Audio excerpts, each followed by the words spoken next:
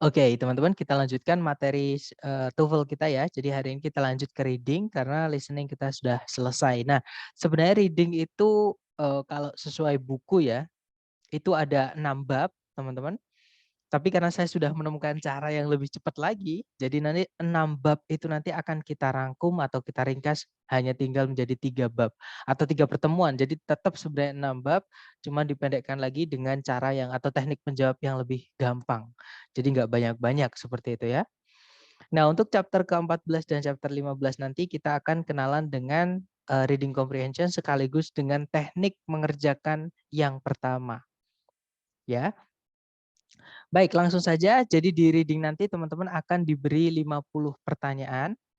Nah, 50 pertanyaan itu dibagi ke dalam 5 teks. Jadi di reading nanti teman-teman akan diberikan 5 bacaan atau 5 teks.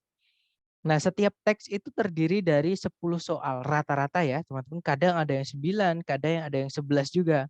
Tapi umumnya satu teks atau satu bacaan itu terdiri dari 10 soal. Oke, dan 10 soal itu tidak semuanya itu menanyakan di seluruh teks. Maksudnya gini, informasi semuanya yang ada di teks itu tidak semuanya ditanyakan, teman-teman. Jadi teknik mengerjakannya jangan membaca teksnya dulu. Itu cara teknik mengerjakan di reading ya, tapi kita kenali dulu soalnya supaya tahu cara menjawabnya. Seperti itu. Dan teman-teman nanti hanya punya waktu 55 menit untuk mengerjakan 50 pertanyaan. Nah, anggap aja yang 5 menit itu teman-teman pakai untuk melingkari lembar jawaban. Jadi bisa dibilang teman-teman hanya punya waktu 1 menit untuk mengerjakan satu soal atau 50 menit untuk mengerjakan 50 soal. Nah, kalau teman-teman belum kenal dengan tips menjawabnya, 1 menit nanti akan terasa lama sekali ya teman-teman. Tapi kalau sudah tahu tips cara mengerjakannya, apalagi kalau teman-teman tambahi dengan latihan nanti, itu nanti akan jadi semakin gampang dan semakin cepat ketika teman-teman tes, seperti itu. Nah, kemudian tips dalam reading itu cuma satu sebenarnya ya, teman-teman. Terlepas dari jenis soal, seluruh pengerjaan reading itu cuma satu, yaitu teman-teman jangan membaca teksnya dulu, tapi baca dulu soalnya. Alright? Kemudian vocabnya teman-teman nanti adalah yang paling penting untuk mengerjakan reading ini. Alias vocab nanti akan sangat membantu teman-teman dalam mengerjakan reading ini. Jadi kalau dapat vocab baru tolong ditulis ya teman-teman. Untuk memudahkan teman-teman sendiri ketika teman-teman nanti tes. Jadi kalau nggak ditulis nanti hilang atau lupa seperti itu. Nah, dari 50 pertanyaan yang saya jelaskan tadi ya dalam reading, nanti tipsnya adalah teman-teman baca dulu pertanyaannya, jangan baca teksnya dulu ya. Jadi baca pertanyaannya, kenali pertanyaannya. Baru kita ke teks teman-teman. Nah nanti teman-teman akan menemukan ada 3 cara mengerjakan sesuai atau tergantung dari jenis soalnya. Yang pertama, cara mengerjakan soal-soal dengan cara cukup membaca topik sentence-nya saja. Atau teman-teman cukup membaca kalimat pertama di setiap paragraf. Oke, itu namanya topik sentence teman-teman. Oke. Kemudian teknik kedua, nah teman-teman harus melakukan scan dan skim dulu. Jadi scan dan skim dulu itu maksudnya teman-teman harus membaca cepat atau sebenarnya bukan membaca cepat sih. Kalau teman-teman sudah sekilas pernah melihat atau sebelumnya udah tadi membaca ada kata yang ditanyakan di soal, diinget-inget aja tadi kayaknya tempatnya di sini ya. Nah, itu cuma dicek-cek lagi. Jadi oh ini ketemu, baru berarti jawabannya di sekitar situ. Itu namanya scan dan skim, teman-teman. Ya, dan scan dan skim ini biasanya menanyakan informasi yang mengklaster di satu posisi di dalam kalimat. Seperti itu. Sorry kok di kalimat, satu posisi di dalam paragraf. Jadi menggerombol di sebuah tempat di dalam paragraf tersebut ya. Dan yang terakhir jenis soal reading yang cara mengerjakannya teman-teman harus menarik kesimpulan atau menghubung-hubungkan atau mencocok-cocokkan. Bisa juga disebut dengan membuat tebak-tebakan kayak gitu ya, teman-teman. Nah, hari ini kita akan belajar jenis soal yang cara mengerjakannya teman-teman itu cukup membaca topik sentences-nya saja atau kalimat pertama di setiap paragraf saja ya, teman-teman. Nah, untuk teknik mengerjakan teman-teman cukup membaca topik sentence-nya saja atau kalimat pertama di setiap paragraf tadi ya, itu adalah jenis-jenis soal yang menanyakan garis besar dari teks tersebut ya atau keseluruhan teks seperti itu. Oke. Nah, nanti cara mengerjakannya adalah cukup baca topik sentence atau kalimat pertama di setiap paragraf atau di semua paragraf. Oke. Nah, untuk jenis soal pertama, yang cara mengerjakannya teman-teman cukup membaca kalimat pertama di setiap paragraf saja adalah soal yang menanyakan main idea. Nah, main idea itu apa? Main idea itu pengertiannya adalah gagasan utama atau ide pokok atau bahan pembahasan yang pengen diangkat jadi topik oleh si penulis. Nah, atau yang pengen diomongin si penulis, kayak gitu intinya ya, teman-teman. Nah, kalau teman-teman masih ingat ketika dulu di awal kita belajar structure, ini namanya adalah subjek di dalam kalimat ya. Jadi kalau di dalam kalimat itu namanya subjek. Subjek itu sesuatu atau seseorang yang pengen kita jadikan bahan pembicaraan atau yang kita bahas seperti itu ya. Nah, itu kalau di dalam teks namanya adalah ide pokok atau gagasan utama atau dalam bahasa Inggris ya main idea itu. Nah, nanti di soal main idea itu bisa muncul dengan nama yang berbeda-beda, teman-teman. Ya, tapi intinya itu menanyakan ide pokok. Yaitu kadang disebutnya juga main idea, kadang main point, kadang primary concern, kadang juga main discussion, kadang topik, kadang title, kadang juga disebut dengan subject. Nah, kalau menemukan kata-kata ini yang ditanyakan atau yang artinya sama, intinya menanyakan bisa dibilang keseluruhan teks gitu ya. Teman-teman nggak perlu baca seluruh teks. Cukup baca atau pahami kalimat pertama di setiap paragraf. Oke, itu letaknya topik sentence. Seperti itu, teman-teman. Atau kalau di kalimat ya namanya subjek. Oke. Nah, untuk contoh soalnya kurang lebih seperti ini. Yang saya bilang tadi ya, teman-teman. Kalau reading itu jangan dibaca teksnya dulu. Kita baca soalnya dulu. Nah, di situ soalnya berbunyi, what is the topic of this passage? Apa sih topik dari teks ini? Nah, karena yang ditanyakan topik, maka cara menjawabnya adalah kita baca kalimat pertama di setiap paragraf. Kemudian teman-teman pahami dan cocokkan dengan pilihan A, B, C, D. Seperti itu aja ya. Nah, kita baca kalimat pertama di setiap paragraf. Di situ kalimat pertama paragraf 1 berbunyi, dalam filosofinya John Dewey atau filsafatnya John Dewey, sebuah perbedaan yang sangat signifikan itu dibuat antara kecerdasan dan kemampuan menggunakan logika. Nah, karena nggak ada paragraf 2 ya teman-teman, artinya ini hanya contoh saja. Kalau nanti teman-teman menemukan ada 2 paragraf atau 3 paragraf ya baca lagi kalimat pertama, paragraf berikutnya, baca lagi paragraf pertama, paragraf, maksud saya baca lagi kalimat pertama, paragraf berikutnya lagi, seperti itu. Terus teman-teman buat kesimpulan, kemudian hubungkan dengan pilihan A, B, C, D. Nah, karena di sini kebetulan hanya 1 paragraf, ya itu tadi berarti hanya kalimat pertama tadi ya. Itu tadi tentang John Dewey yang dalam filsafatnya dia menyebutkan kalau kecerdasan manusia itu dan kemampuan menggunakan logika itu berbeda, mereka tidak sama. Oke, mari kita cek pilihan A, B, C, D ya. Yang alpha, the intelligence of John Dewey, kecerdasannya John Dewey. Bukan ya, John Dewey bukan ngomongin tentang kecerdasannya sendiri, tapi kecerdasan secara umum. Dan bukan cuma kecerdasan yang diomongin oleh John Dewey, tapi juga kemampuan menggunakan logika. Berarti alpha bukan, teman-teman. Kalau yang Bravo, distinctions made by John Dewey. Perbedaan-perbedaan yang dibuat oleh John Dewey. Mengenai apa dan apa kan nggak ada di sini, nggak jelas. Apalagi distinctionsnya itu banyak. Sedangkan di soal tadi cuma sebuah. Jadi a sharp distinction. Sebuah perbedaan yang sangat signifikan. Jadi yang Bravo bukan ya. Kalau yang Charlie, Dewey's ideas on the ability to reason. Gagasannya Dewey mengenai kemampuan untuk menggunakan logika. Nah, kalau kita pilih yang Charlie, ada informasi yang dihilangkan, yaitu tentang kecerdasan. Karena di teks ini, dari kalimat pertama bisa kita tarik ya, yang dibahas bukan cuma kemampuan menggunakan logika saja, tapi juga kecerdasan. Nah, kalau yang Charlie ada informasi yang dihilangkan, nggak bisa teman-teman. Nanti berbeda topik yang di Charlie dan yang di teks. Oke, Charlie berarti bukan. Kalau yang Delta, how intelligence differs from reasoning in Dewey's words. Bagaimana kecerdasan itu berbeda dari kemampuan menggunakan logika dalam karya-karyanya Dewey. Nah, ketemu ya, jawabannya adalah yang Delta.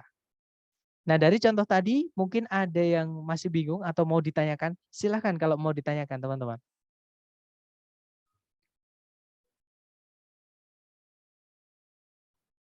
Nggak ada ya? Baik, kalau nggak ada mari kita seperti biasa lanjut ke latihan soal. Seperti biasa, jangan takut salah dulu, teman-teman coba dulu ya. Nah, di sini ada 2 soal, berarti dan di reading itu 1 soal 1 menit, berarti teman-teman punya waktu 2 menit untuk mengerjakan. Silahkan, 2 menit dimulai dari sekarang, silahkan teman-teman.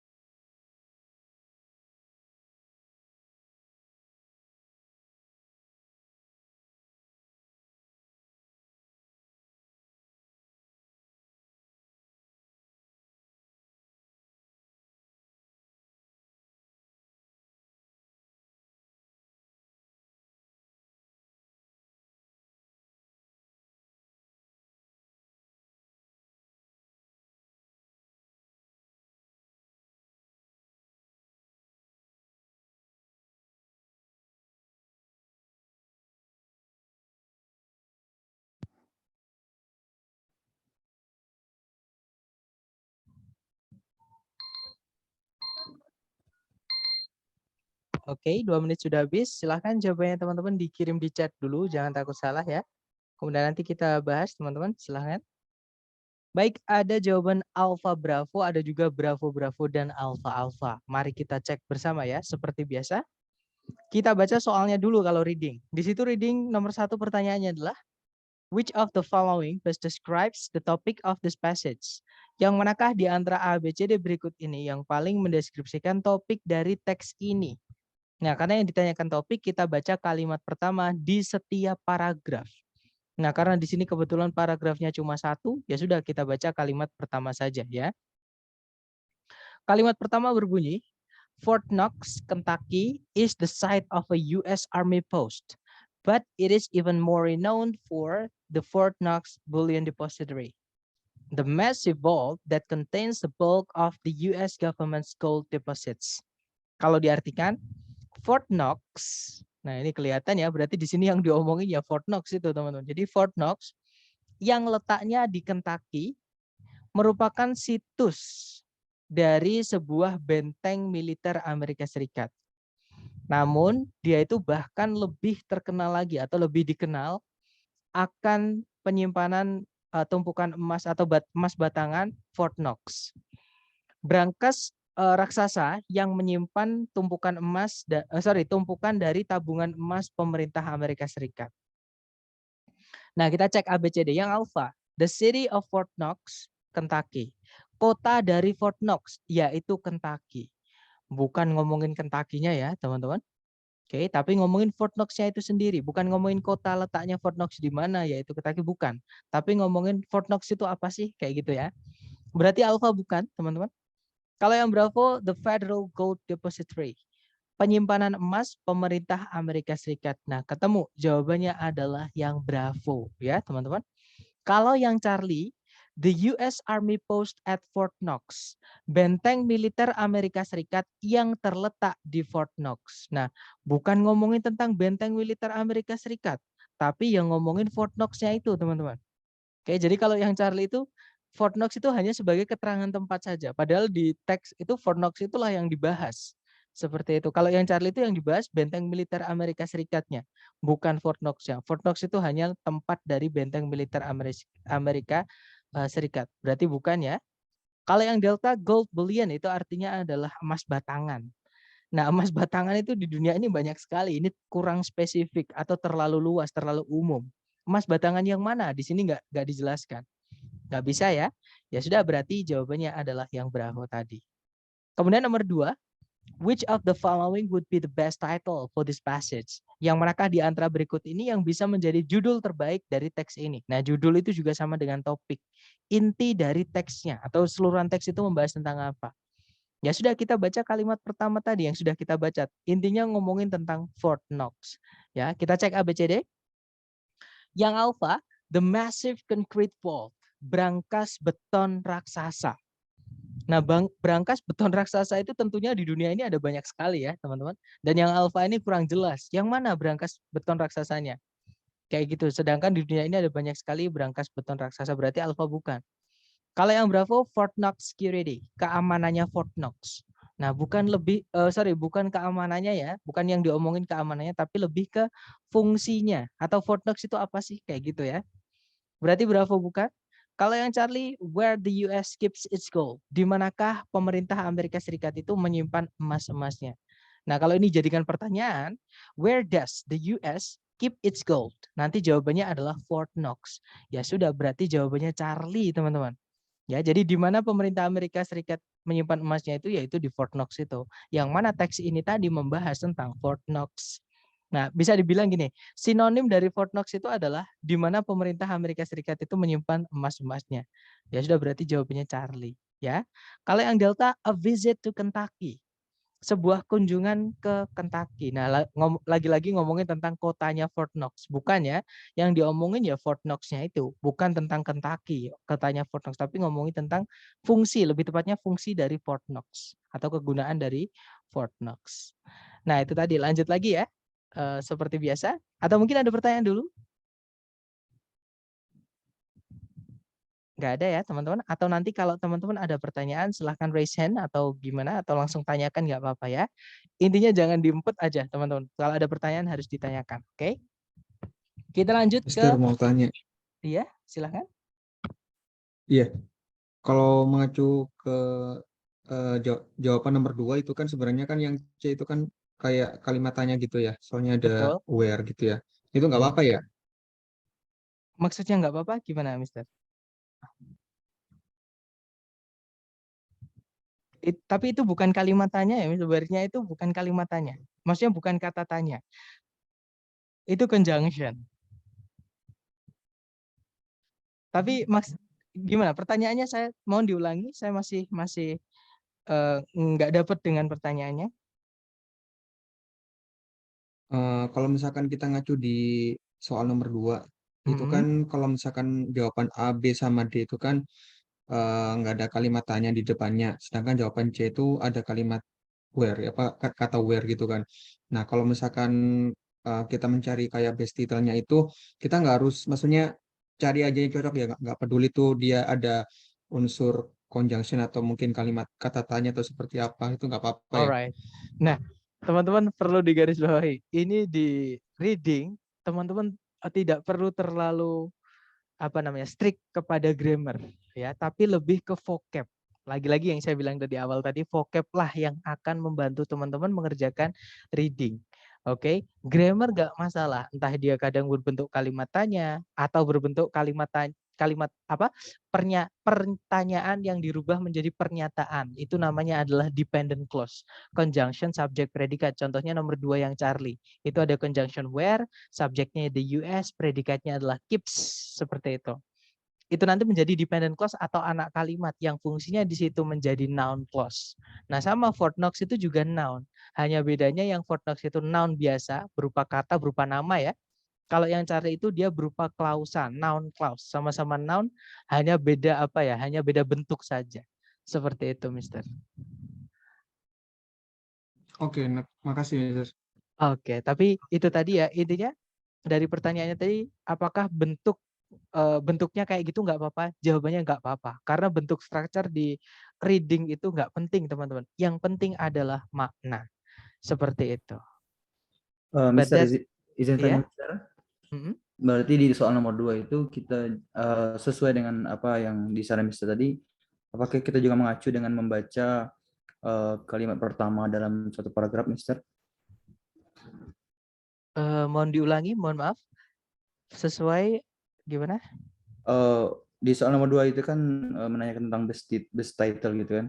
Apakah Betul. dengan melihat paragraf pertama kita bisa menentukan bisa menjawab dengan apa? Menjawab soal nomor 2 gitu. Iya, justru dari letaknya topik sentence di dalam cara penulisan dalam bahasa Inggris ya, teman-teman, yang tepat itu diletakkan di kalimat pertama. Kayak gitu. Jadi itu kayak gini, intinya dulu baru penjabarannya. Seperti itu. Maksud pertanyaannya gitu bukan, Mister? Jadi untuk menjawab pertanyaan yang mengenai main idea, entah itu dinamai topik, entah dinamai title, intinya ngomongin garis besar seluruh teks, itu bisa kita temukan dari kalimat pertama di setiap paragraf saja. Seperti itu. Jadi cukup baca kalimat pertama di setiap paragraf saja. Karena kenapa? Di dalam teks itu bukan cuma topik, teman-teman. Bukan cuma main idea, ada juga supporting idea. Ada juga nanti idea yang melenceng. Biasanya untuk contoh atau penjabaran mengenai suatu konsep, yang mana konsep itu belum tentu nyambung dengan inti yang pengen dibahas di teks itu.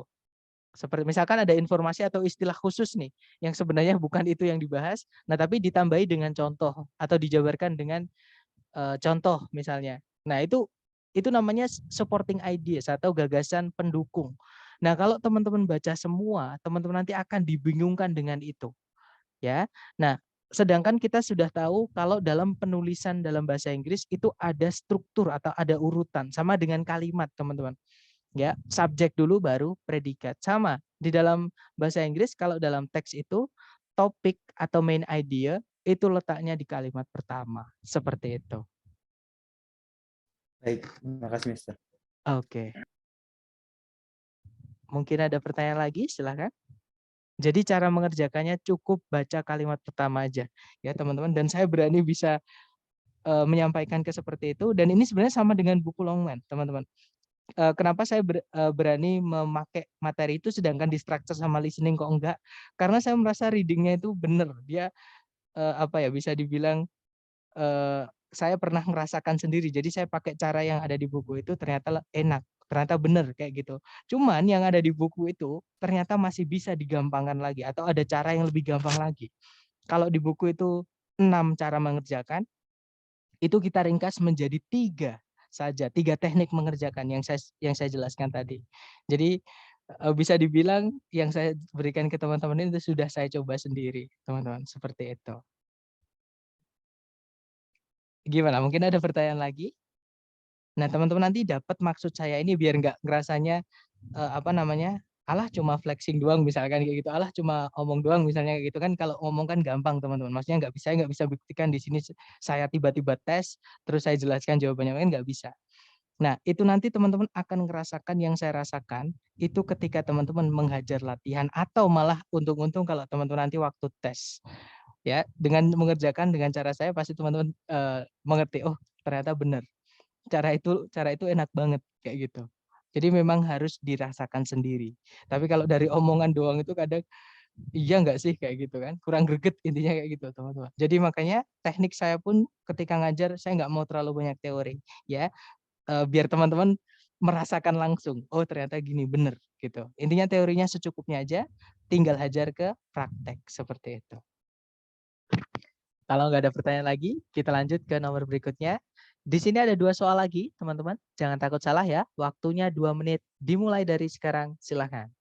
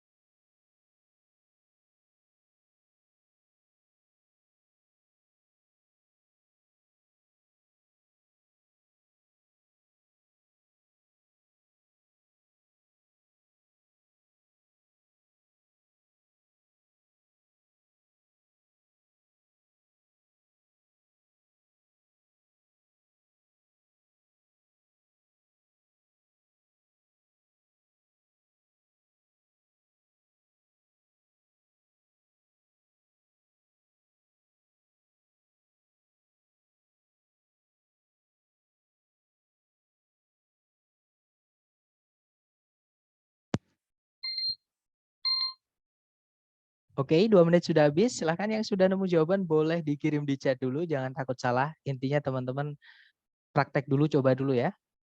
Baik, ada jawaban Bravo Alpha, Bravo Alpha, Bravo Alpha, dan saya lihat semuanya menjawab Bravo Alpha ya. Kalau gitu mari kita cek bersama. Seperti biasa baca soalnya dulu maksudnya. Kok cari predikat itu kan structure ya, terbawah dengan kelas sebelumnya tadi. Baik, nomor 3, yang manakah di antara berikut ini yang paling menyatakan subjek dari teks ini? Nah, subjek itu nama lain dari main idea. Ya sudah, kita baca kalimat pertama di setiap paragraf. Nah, kebetulan karena ini contoh dan hanya ada 1 paragraf saja, cukup kita baca kalimat pertama saja ya berarti. Di situ kalimat pertama paragraf 1 berbunyi, salah satu karakteristik dari mineral untuk penanda gitu ya, atau yang menandakan jenis-jenis mineral, sebentar teman-teman, adalah tingkat kekerasan relatif mereka yang bisa ditentukan dengan cara menggoreskan sejenis atau satu jenis mineral dengan mineral yang lain. Nah, berarti ini ngomongin tentang ciri-ciri mineral ya yang bisa diketahui dengan cara menggoreskan yang satu dengan yang lain. Kita cek ABCD. Yang alpha, the hardness of diamonds, tingkat kekerasan dari berlian. Nah, tiba-tiba ngomongin berlian. Nah, mungkin berlian ada karena berlian itu jenis dari mineral juga ya, teman-teman, mineral karbon dia. Tapi di sini bukan cuma ngomongin tentang diamond. Dia ngomongin seluruh mineral. Ada juga di situ ya, di bawah itu ada diamond, ada juga talc, ada juga feldspar, ada juga kuarsa atau quartz. Nah, ini yang diomongin bukan cuma diamond, karena diamond itu hanya sebagai salah satu contoh yang saya bilang tadi, supporting ideas, penjelasan atau apa ya, pembahasan lebih lanjut dari main idea. Bisa dibilang seperti itu. Ya, jadi bukan itu, bukan intinya, bukan yang alpha. Kalau yang bravo, identifying minerals by means of a scratch test, menentukan jenis-jenis mineral dengan cara tes gores. Nah, ketemu ya teman-teman. Tadi kan dijelaskan kalau salah satu penanda dari mineral adalah tingkat kekerasan mereka yang bisa ditentukan dengan cara menggoreskan yang satu dengan yang lain. Nah, ya sudah, berarti jawabannya bravo. Kalau yang Charlie yang bikin salah, dia hanya membahas feldspar, sedangkan ini ngomongin tentang seluruh jenis mineral. Charlie bukan. Kalau yang Delta, mengenali mineral-mineral dalam keadaan alamiah mereka. Nah, kalau dalam keadaan, mungkin ada pertanyaan, silahkan.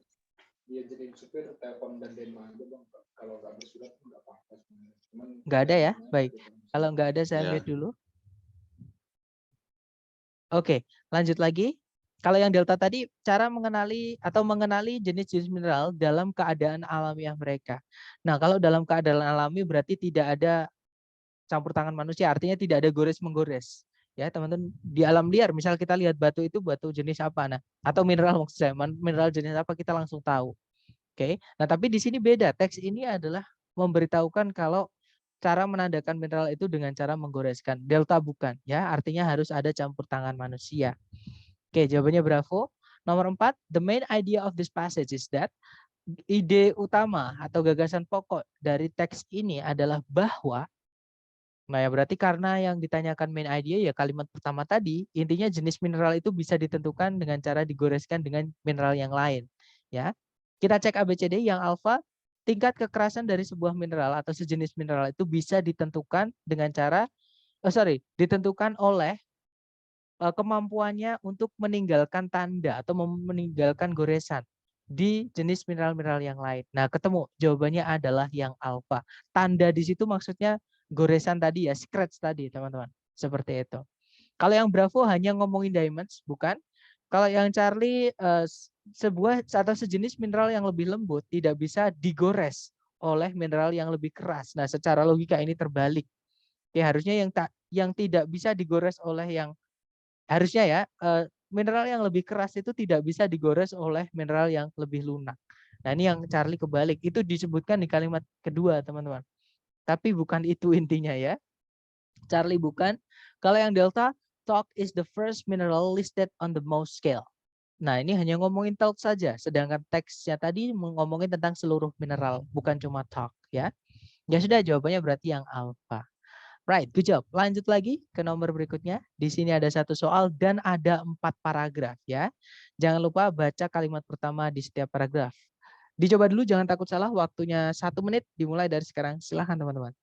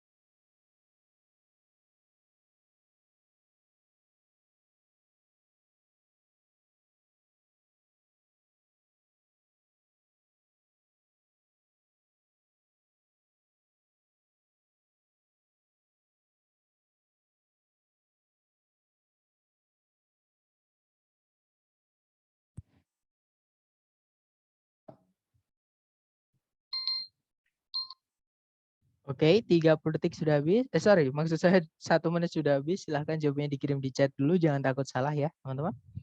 Baik, ada jawaban Charlie. Oke, ada juga Alpha. Alright, antara Alpha atau Charlie. Let's do it together ya. Kita cek bersama nomor 3, pertanyaannya adalah which of the following expresses the main idea of the passage? Yang manakah di antara berikut ini, antara A, B, C, D ini, yang menyatakan ide pokok atau gagasan utama dari teks di atas? Nah, kita baca kalimat pertama di setiap paragraf. Kalimat pertama paragraf 1 berbunyi, vaksin itu dibuat atau dipersiapkan dari virus-virus atau bakteri-bakteri yang merugikan atau yang berbahaya. Dan kemudian diberikan kepada pasien untuk memberikan kekebalan terhadap penyakit-penyakit tertentu. Paragraf kedua, kelas vaksin yang paling dasar itu mengandung mikroorganisme penyebab penyakit yang telah dibunuh menggunakan solution di sini adalah larutan yang mengandung formaldehyde. Nah, ini saya nggak tahu, ini istilah kedokteran ya atau farmasi seperti itu teman-teman. Intinya adalah ini adalah caranya membuat vaksin yang pertama, yaitu dari mikroorganisme yang sudah dibunuh kayak gitu ya. Kemudian paragraf berikutnya, tipe vaksin yang kedua dibuat dari racun yang dihasilkan oleh mikroorganismenya dibandingkan dengan atau bukan mengandung mikroorganismenya itu sendiri. Jadi nggak ada bakteri atau virusnya, tapi yang ada di dalamnya hanya racunnya saja. Seperti itu. Kemudian paragraf terakhir, a final type of vaccine. Jadi jenis vaksin terakhir ini mengandung mikroorganisme hidup yang telah dilemahkan. Nah, berarti ini ngomongin tentang cara pembuatan vaksin. Jadi di awal tadi kan dijelaskan vaksin itu dibuat dari bakteri-bakteri atau virus-virus berbahaya atau merugikan. Oke, berarti ini ngomongin pembuatan vaksin gitu ya. Kita cek ABCD. Yang alpha, vaccines itu memberikan kekebalan terhadap penyakit-penyakit tertentu. Nah, hati-hati teman-teman. Yang alpha ini kalau kita cek di kalimat pertama paragraf 1 memang ada, tapi itu hanya sebagai pengecoh saja. Oke, karena yang dikembangkan di paragraf setelahnya itu bukan penyakit-penyakitnya itu, tapi yang dikembangkan adalah yang kalimat awalnya itu, yaitu vaksin itu dibuat dari bakteri dan virus yang berbahaya atau merugikan. Intinya ke pembuatannya ya. Alpha bukan, kalau yang Bravo, vaksin itu mengandung mikroorganisme yang menyebabkan penyakitnya. Tidak semua ya teman-teman, ada juga satu jenis vaksin yang tidak mengandung mikroorganismenya tapi mengandung racunnya saja. Itu ada di paragraf ketiga. Nah, di situ tadi disebutkan tipe vaksin kedua ini mengandung racun yang dihasilkan oleh mikroorganismenya, bukan atau dibandingkan dengan mikroorganismenya itu sendiri. Jadi nggak ada mikroorganismenya tapi adanya cuma racunnya saja. Oke. Nah, berarti Bravo bukan, karena ada satu vaksin yang tidak mengandung tadi ya. Kalau yang Charlie, vaccines are derived in different ways. Vaksin itu diperoleh atau dibuat dalam berbagai macam cara atau dalam beberapa cara yang berbeda kayak gitu. Nah, ketemu ya teman-teman. Jawabannya adalah yang Charlie. Kalau yang Delta, new approaches in administering vaccines are being developed. Pendekatan-pendekatan baru dalam pemberian vaksin itu sedang dikembangkan. Nah, bukan ke pemberiannya, tapi ke pembuatannya. Ya, jadi bukan penyalurannya vaksin ke masyarakat atau cara menyuntikkannya itu bukan, tapi ke bagaimana vaksin itu dibuat. Seperti itu. Nah, berarti jawabannya yang Charlie tadi. Ya. Lanjut lagi ke nomor berikutnya. Nomor 7 dan nomor 8, berarti waktunya 2 menit, dicoba dulu. 2 menit dimulai dari sekarang, silahkan teman-teman.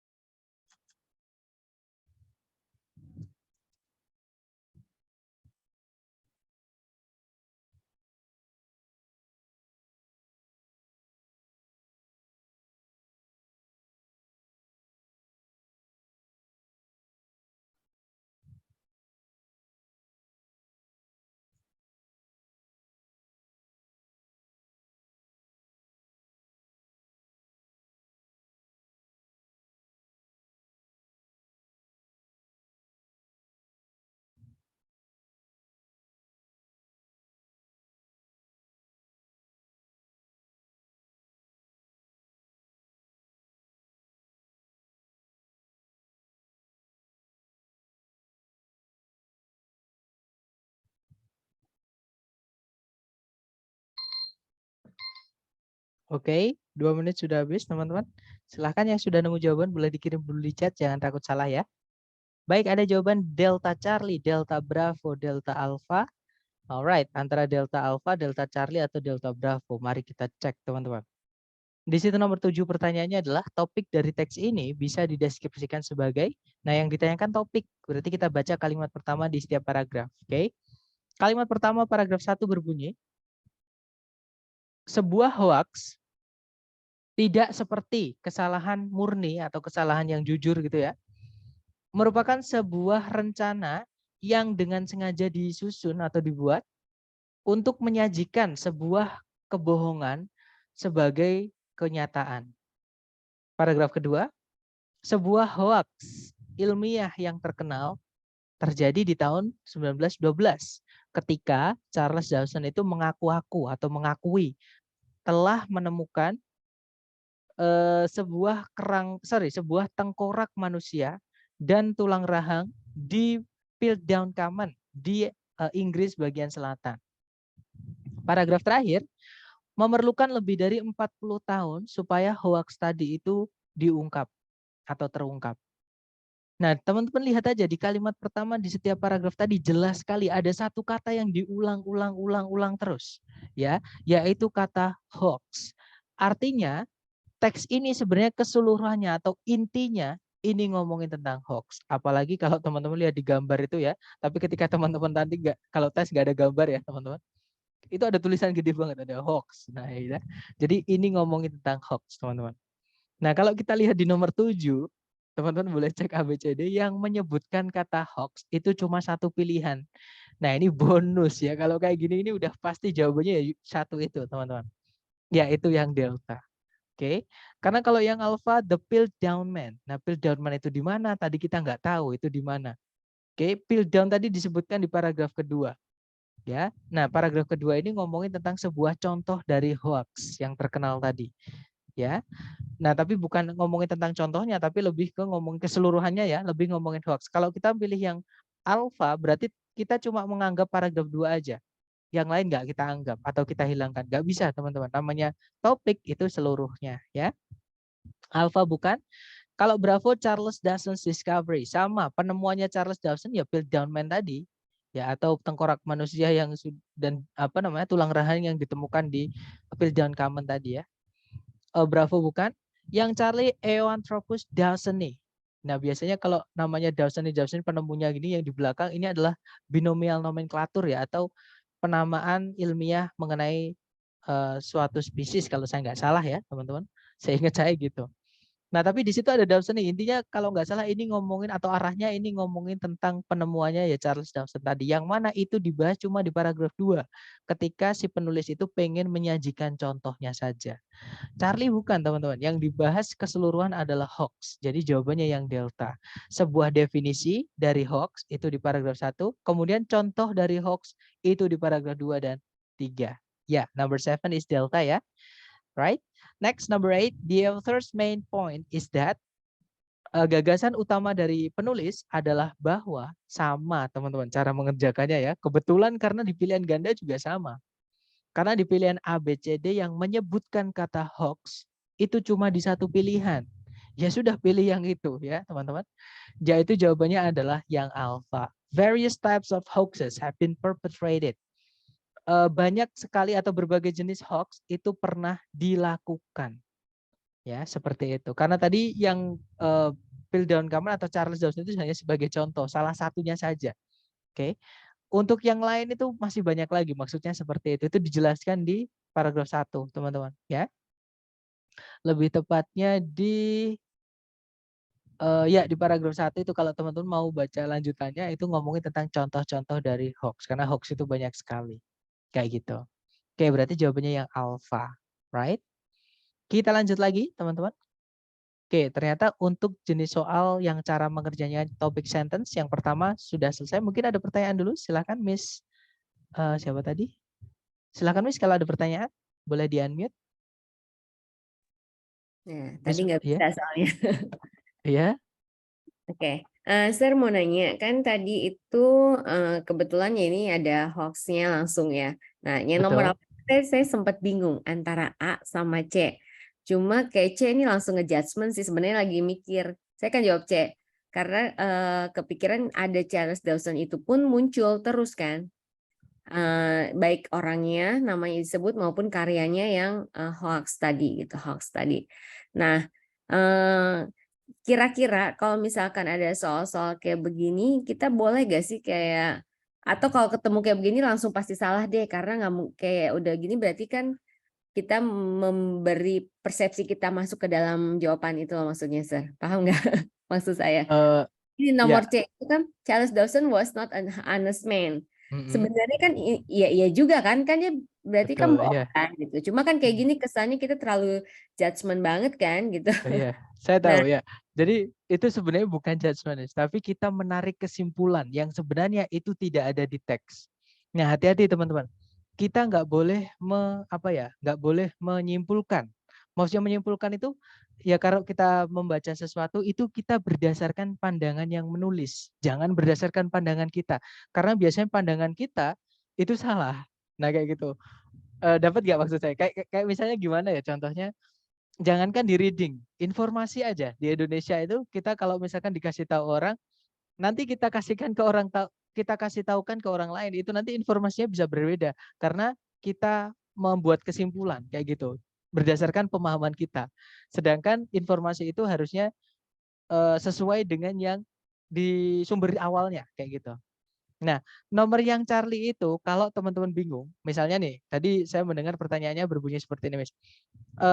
Charles Dawson itu kan disebutkan berkali-kali. Nah, saya balik. Tadi kan Charles Dawson itu cuma disebutkan di paragraf kedua saja. Seperti itu. Karena paragraf ketiga itu bukan lagi ngomongin tentang Charles Dawson, tapi ngomongin tentang hoax yang dia buat. Di kalimat pertama itu disebutkan, it took more than 40 years for the hoax to be uncovered. Membutuhkan lebih dari 40 tahun supaya hoax tersebut diungkap. Bukan ngomongin Charles Dawson-nya, tapi ngomongin tentang hoax-nya.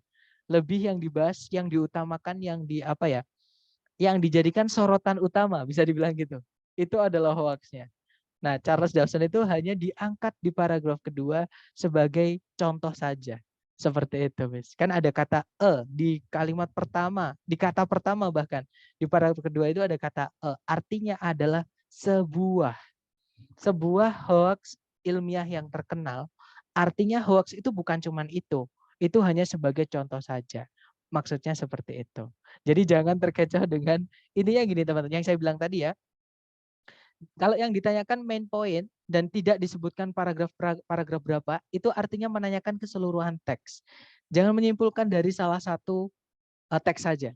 Karena kalau teman-teman lihat pun di paragraf 2 ya, teman-teman, di mana Charles Dawson itu disebutkan, itu pun topik atau titik beratnya itu bukan di Charles Dawson juga. Karena titik beratnya kalau kita lihat di subjek kalimat pertama di paragraf 2 pun juga diawali dengan a famous scientific hoax. Ya kan? Jadi sebuah hoax terkenal, ilmiah yang terkenal kayak gitu. Jadi sebenarnya yang diulang-ulang di situ, yang dititik beratkan itu lebih ke hoaxnya, bukan ke cerita yang menarik perhatian kita ya. Karena kalau kita baca yang menarik perhatian kita ya si Charles Dawson itu, karena di situ muncul konflik kayak gitu, muncul muncul cerita menurut kita. Karena yang sebelum-sebelumnya itu adalah teori. Nah, di sini ceritanya kayak seolah-olah itulah intinya. Padahal bukan kayak gitu. Padahal itu hanya sebagai contoh. Jadi memang di reading ini kenapa saya bilang tadi perlu diasah.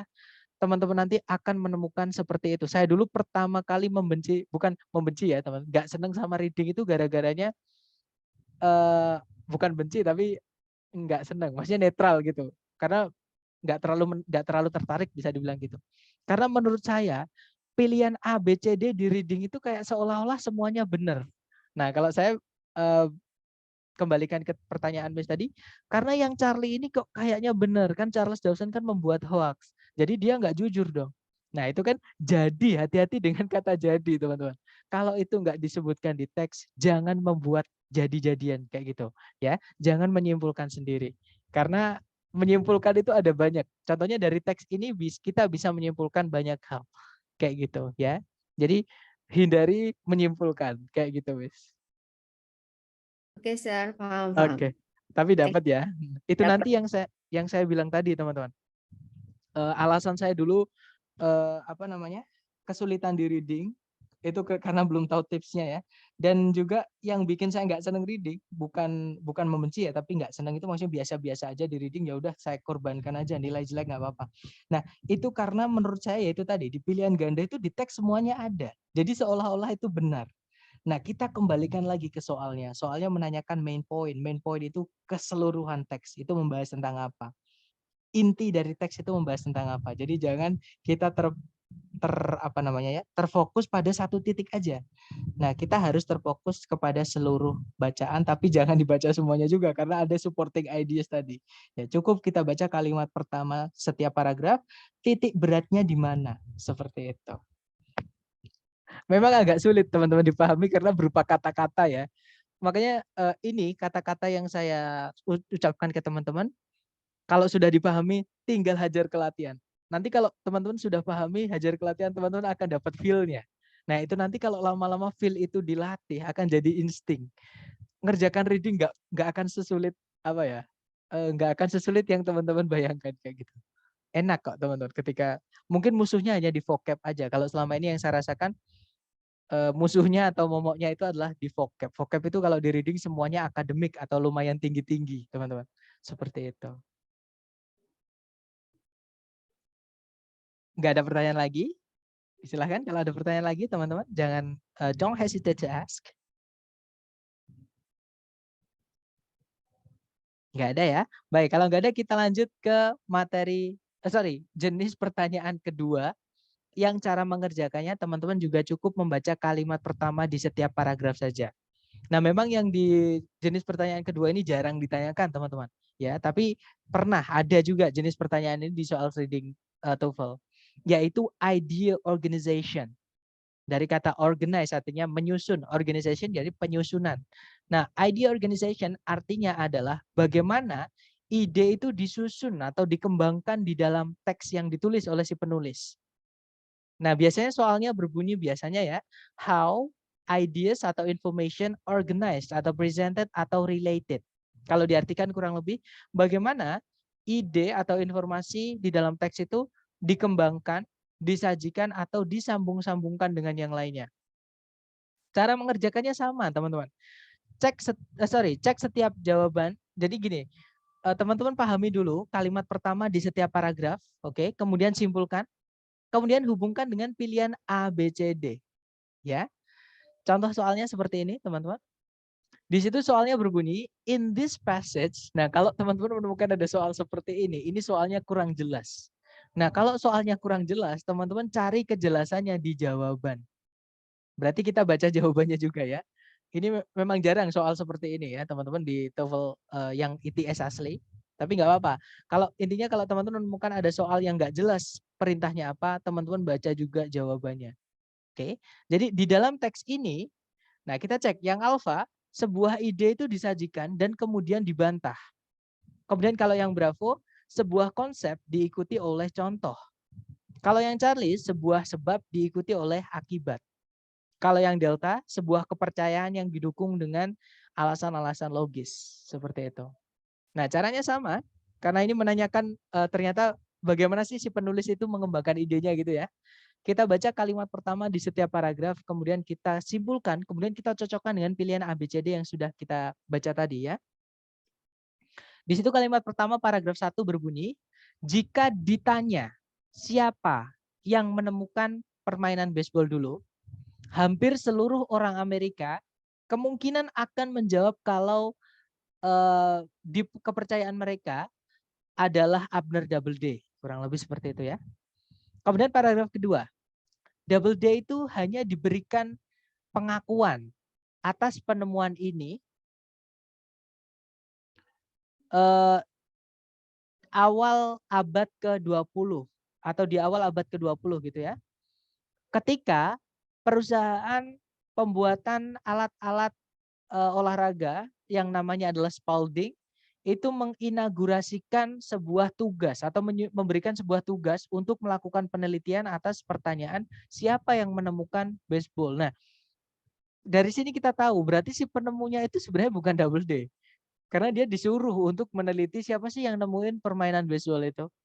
Nah, berarti bukan dia yang nemuinnya, cuman orang-orang salah paham aja, dikiranya dia yang nemuin. Kemudian paragraf terakhir, today atau hari ini atau sekarang ini, hampir seluruh sejarawan olahraga are in agreement, semuanya sepakat kalau Doubleday itu sebenarnya tidak memiliki andil apa-apa dalam perkembangan baseball. Oke, berarti di kalimat pertama paragraf 1 itu disebutkan suatu gagasan atau ide ya, ide umum kayak gitu. Kemudian paragraf kedua itu membatalkan atau membantah sendiri ide yang sudah dibahas paragraf 1 tadi. Paragraf terakhir itu juga sama, itu membantah kalimat pertama tadi. Oke. Nah, kemudian kita baca lagi pilihan ABCD tadi. Yang alfa, sebuah ide itu disajikan dan kemudian dibantah. Nah, ketemu teman-teman. Jawabannya adalah yang alfa. Oke. Iya, jawabannya yang alfa ya, bukan yang bravo. Kalau yang bravo sebuah konsep diikuti oleh contoh. Nggak ada contohnya, teman-teman. Contoh dari konsep nggak ada. Oke, contohnya nih, konsep dari gravitasi. Misalnya contohnya kita menjatuhkan benda dari atas itu selalu jatuh ke bawah. Kalau di bumi, nah itu contoh konsep diikuti contoh ya, teman-teman. Kalau yang Charlie sebab diikuti akibat ya, misalnya kalau kita misalnya kita atau misalnya gempa bumi itu menyebabkan tsunami, misalnya seperti itu. Itu sebab diikuti akibat. Kepercayaan yang didukung oleh alasan-alasan logis yaitu biasanya ngomongin tentang mitos-mitos yang dihubungkan dengan kejadian yang benar-benar terjadi, seperti itu. Oke, mungkin ada pertanyaan dulu, silahkan teman-teman. Nggak ada ya? Baik, kalau nggak ada silahkan dicoba dulu. Di sini ada satu soal, jangan takut salah. Berarti waktunya 1 menit, dimulai dari sekarang, silahkan.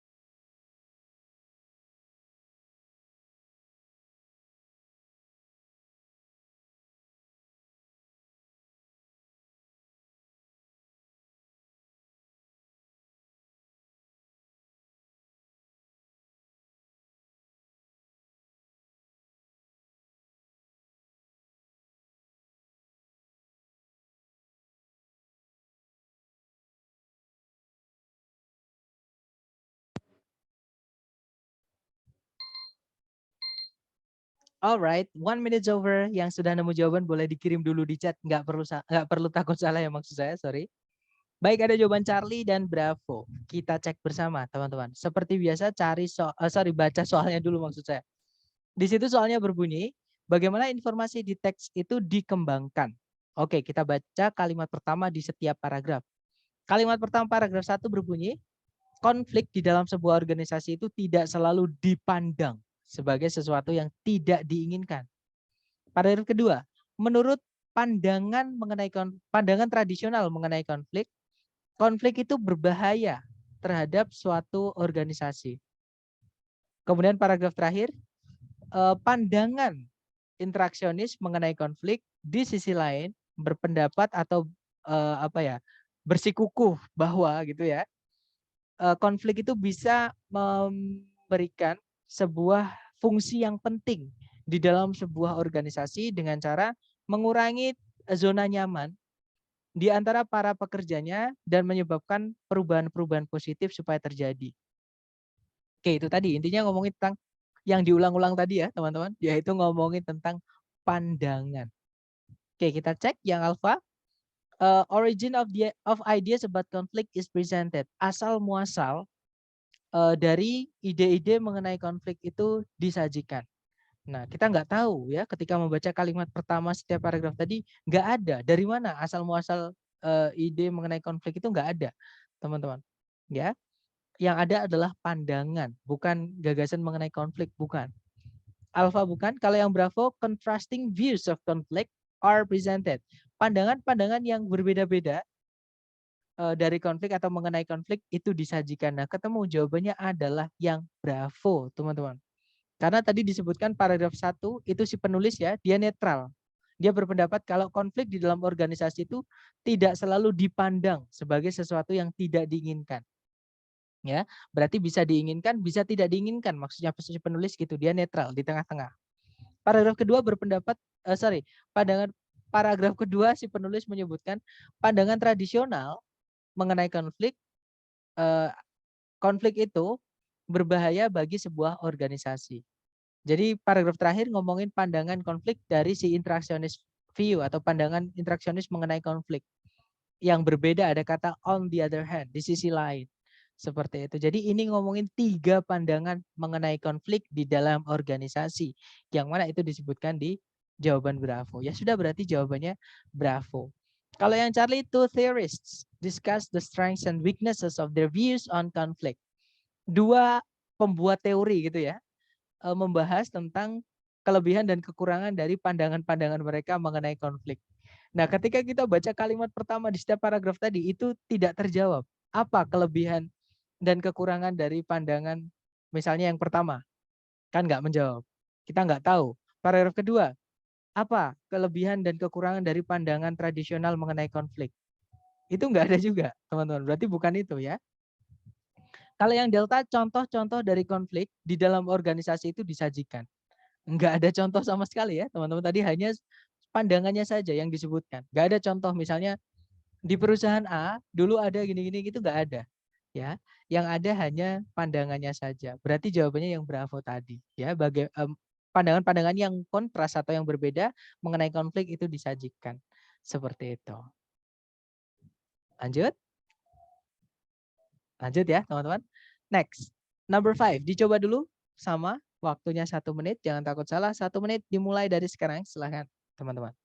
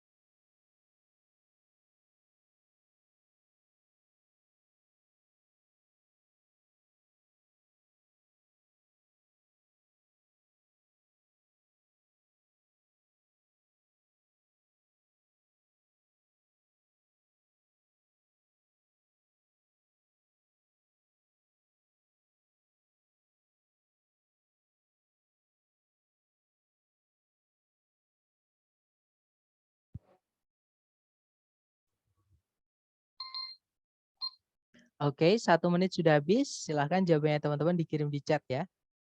Baik, ada jawaban Alpha, ada juga Bravo, alright, antara Alpha, ada juga Charlie, alright.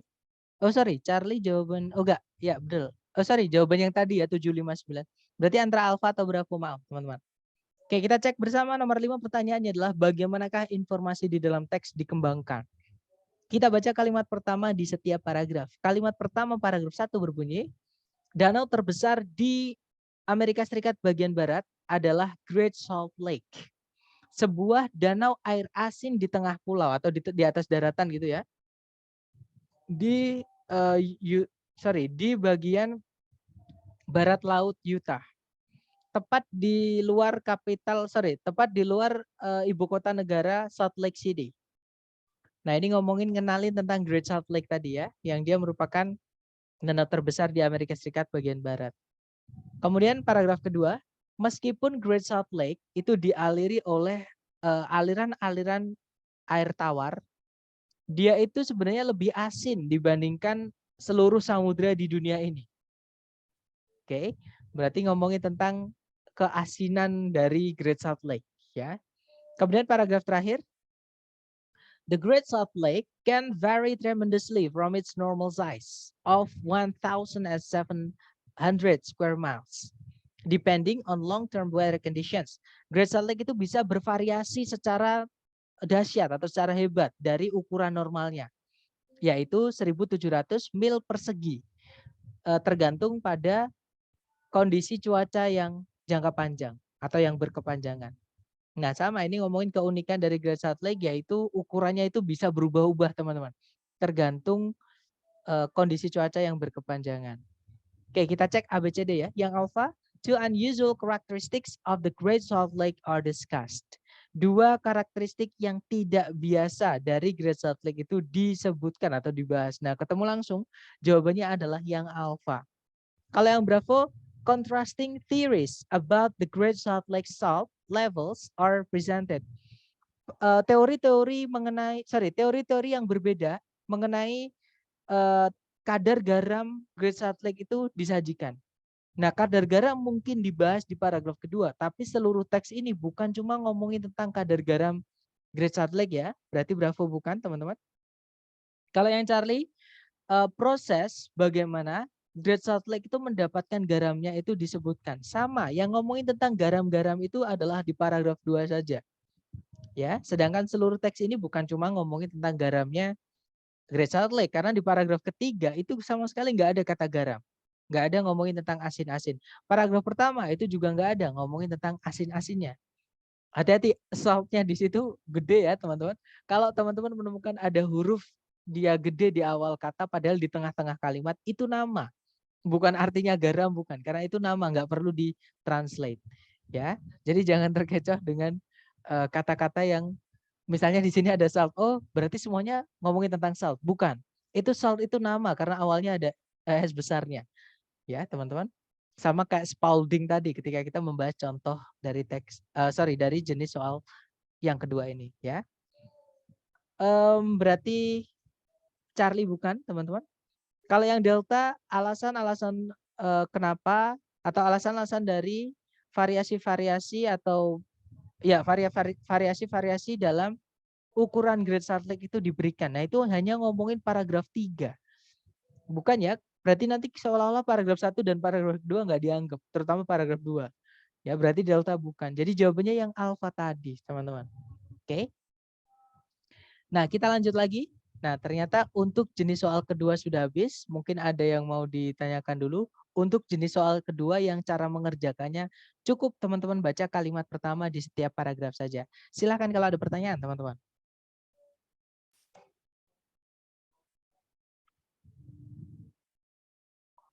Nggak ada ya? Oke, kalau nggak ada kita lanjut ke jenis soal terakhir yang cara mengerjakannya sama. Teman-teman cukup membaca kalimat pertama di setiap paragraf saja.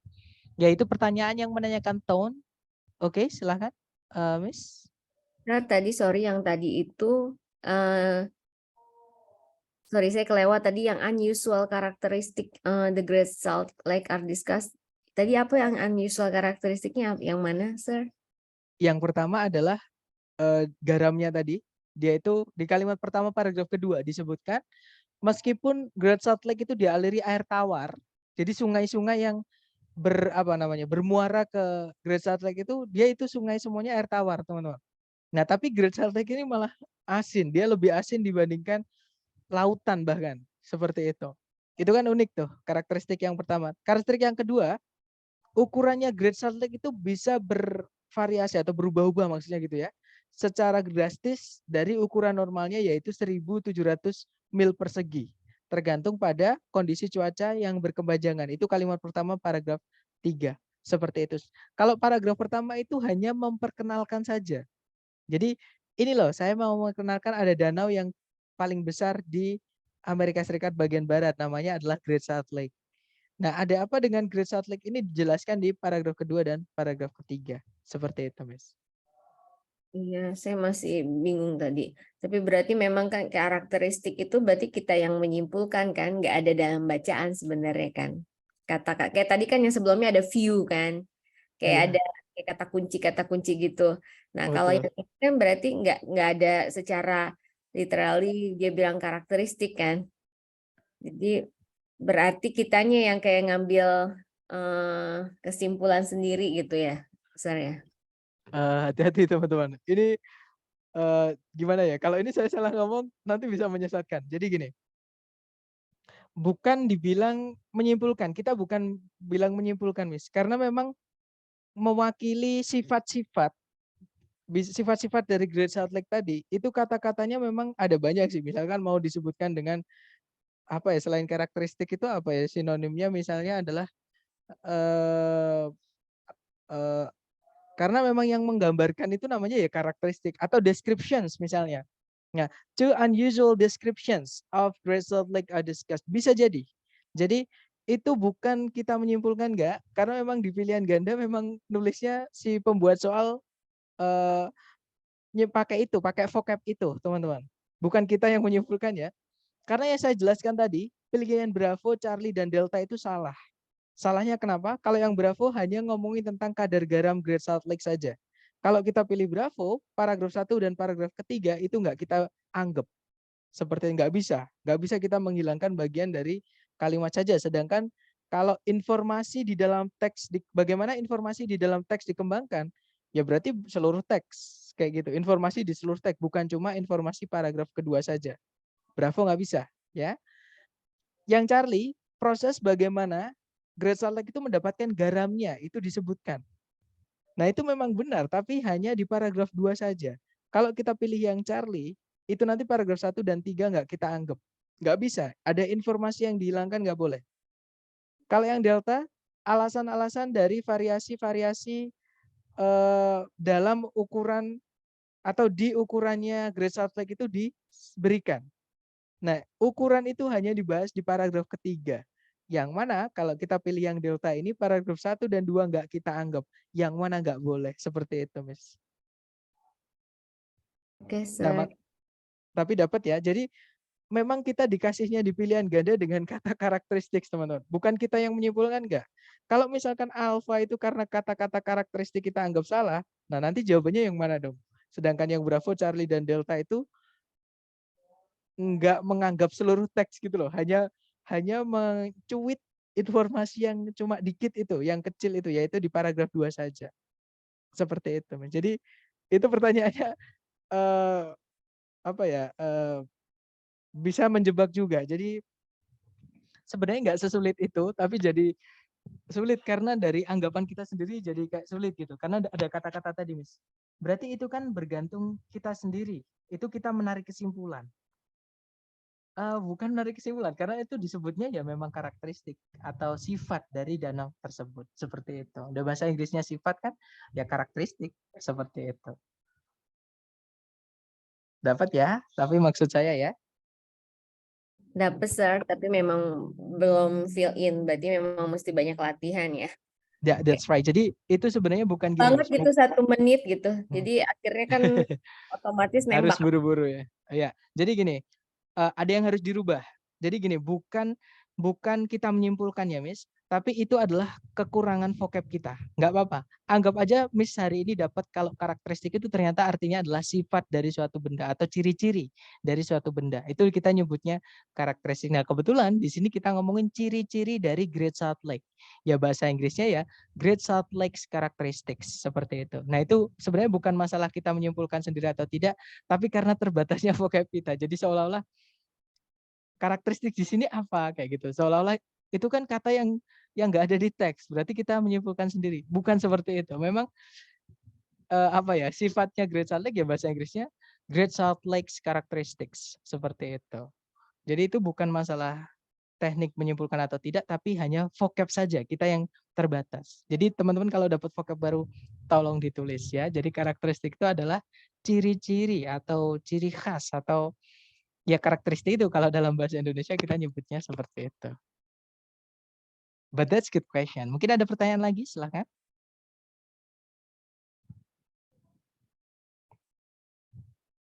Nggak ada ya. Baik, kalau nggak ada kita lanjut ke jenis soal terakhir yang cara mengerjakannya teman-teman cukup baca kalimat pertama aja yaitu tone, purpose, sama course. Nah, pengertian tone itu apa? Tone itu adalah suasana hati atau nuansa yang atau emosi ya yang dituangkan oleh si penulis di dalam teks. Karena sering sekali penulis itu menuliskan sesuatu itu berdasarkan pandangannya dia. Nah, itu kalau teman-teman pernah mungkin mendengar lah minimal, nggak belajar tapi mendengar. Itu namanya adalah argumentatif atau argumentation. Sorry, bukan ya bisa disebut dengan argumentation. Jadi pengembangan argumen kita, ya seperti itu.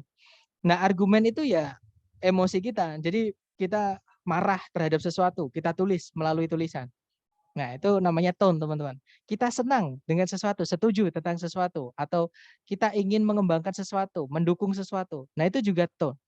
Kayak gitu. Kita ceria, kita senang, kita sedih. Yang dituangkan ke teks itulah yang dinamakan tone, ya. Jadi nanti itu ada kadang ditanyakan di soal TOEFL bagaimana si penulis itu menuangkan apa emosinya ke dalam teks, apakah marah, apakah sedih dan seterusnya. Oke. Nah, kalau teman-teman tidak menemukan ciri-ciri penulis itu memasukkan argumennya atau emosinya atau feelingnya, artinya dia netral. Tujuannya hanya ingin memberikan informasi saja atau memberitahu aja. Tidak ada dia ingin menumpahkan emosinya, nggak ada melalui teksnya, ya. Jadi ada dua kalau di dalam TOEFL itu ya sepemahaman saya ya selama ini saya latihan dan tes itu yang netral dan yang apa ya bisa dibilang tonic atau toneful kayak gitu ya. Jadi ada tone-nya, ada suasananya hati penulis yang dituangkan seperti itu. Kemudian yang kedua adalah purpose atau tujuan ya artinya atau maksud. Jadi kenapa si penulis itu nulis teks ini? Nah, kalau marah berarti dia kesal dengan apa? Itu juga tujuan juga sama, teman. Itu nanti nyambung juga tone sama purpose ya. Kemudian yang course itu bidang keilmuan. Kira-kira kalau misalkan teks ini atau topics atau main idea dari teks ini kita masukkan ke dalam mata kuliah atau dibahas di mata kuliah atau di kelas. Itu nanti mata kuliah apa atau kelas apa atau bidang keilmuan apa. Seperti itu. Ya, nah cara mengerjakannya nanti kalau yang ditanyakan tone ya, teman-teman, what is the tone? Cara mengerjakannya adalah teman-teman cari tanda-tanda atau vocab-vocab kata-kata di dalam kalimat pertama di setiap paragraf, ada nggak penulis itu menuangkan emosinya atau opini atau argumennya dia. Nah, kalau teman-teman tidak menemukan vocab-vocab yang menunjukkan emosi dari si penulis, artinya dia netral. Dia hanya ingin memberikan informasi atau pengetahuan saja kepada pembaca-pembacanya. Oke.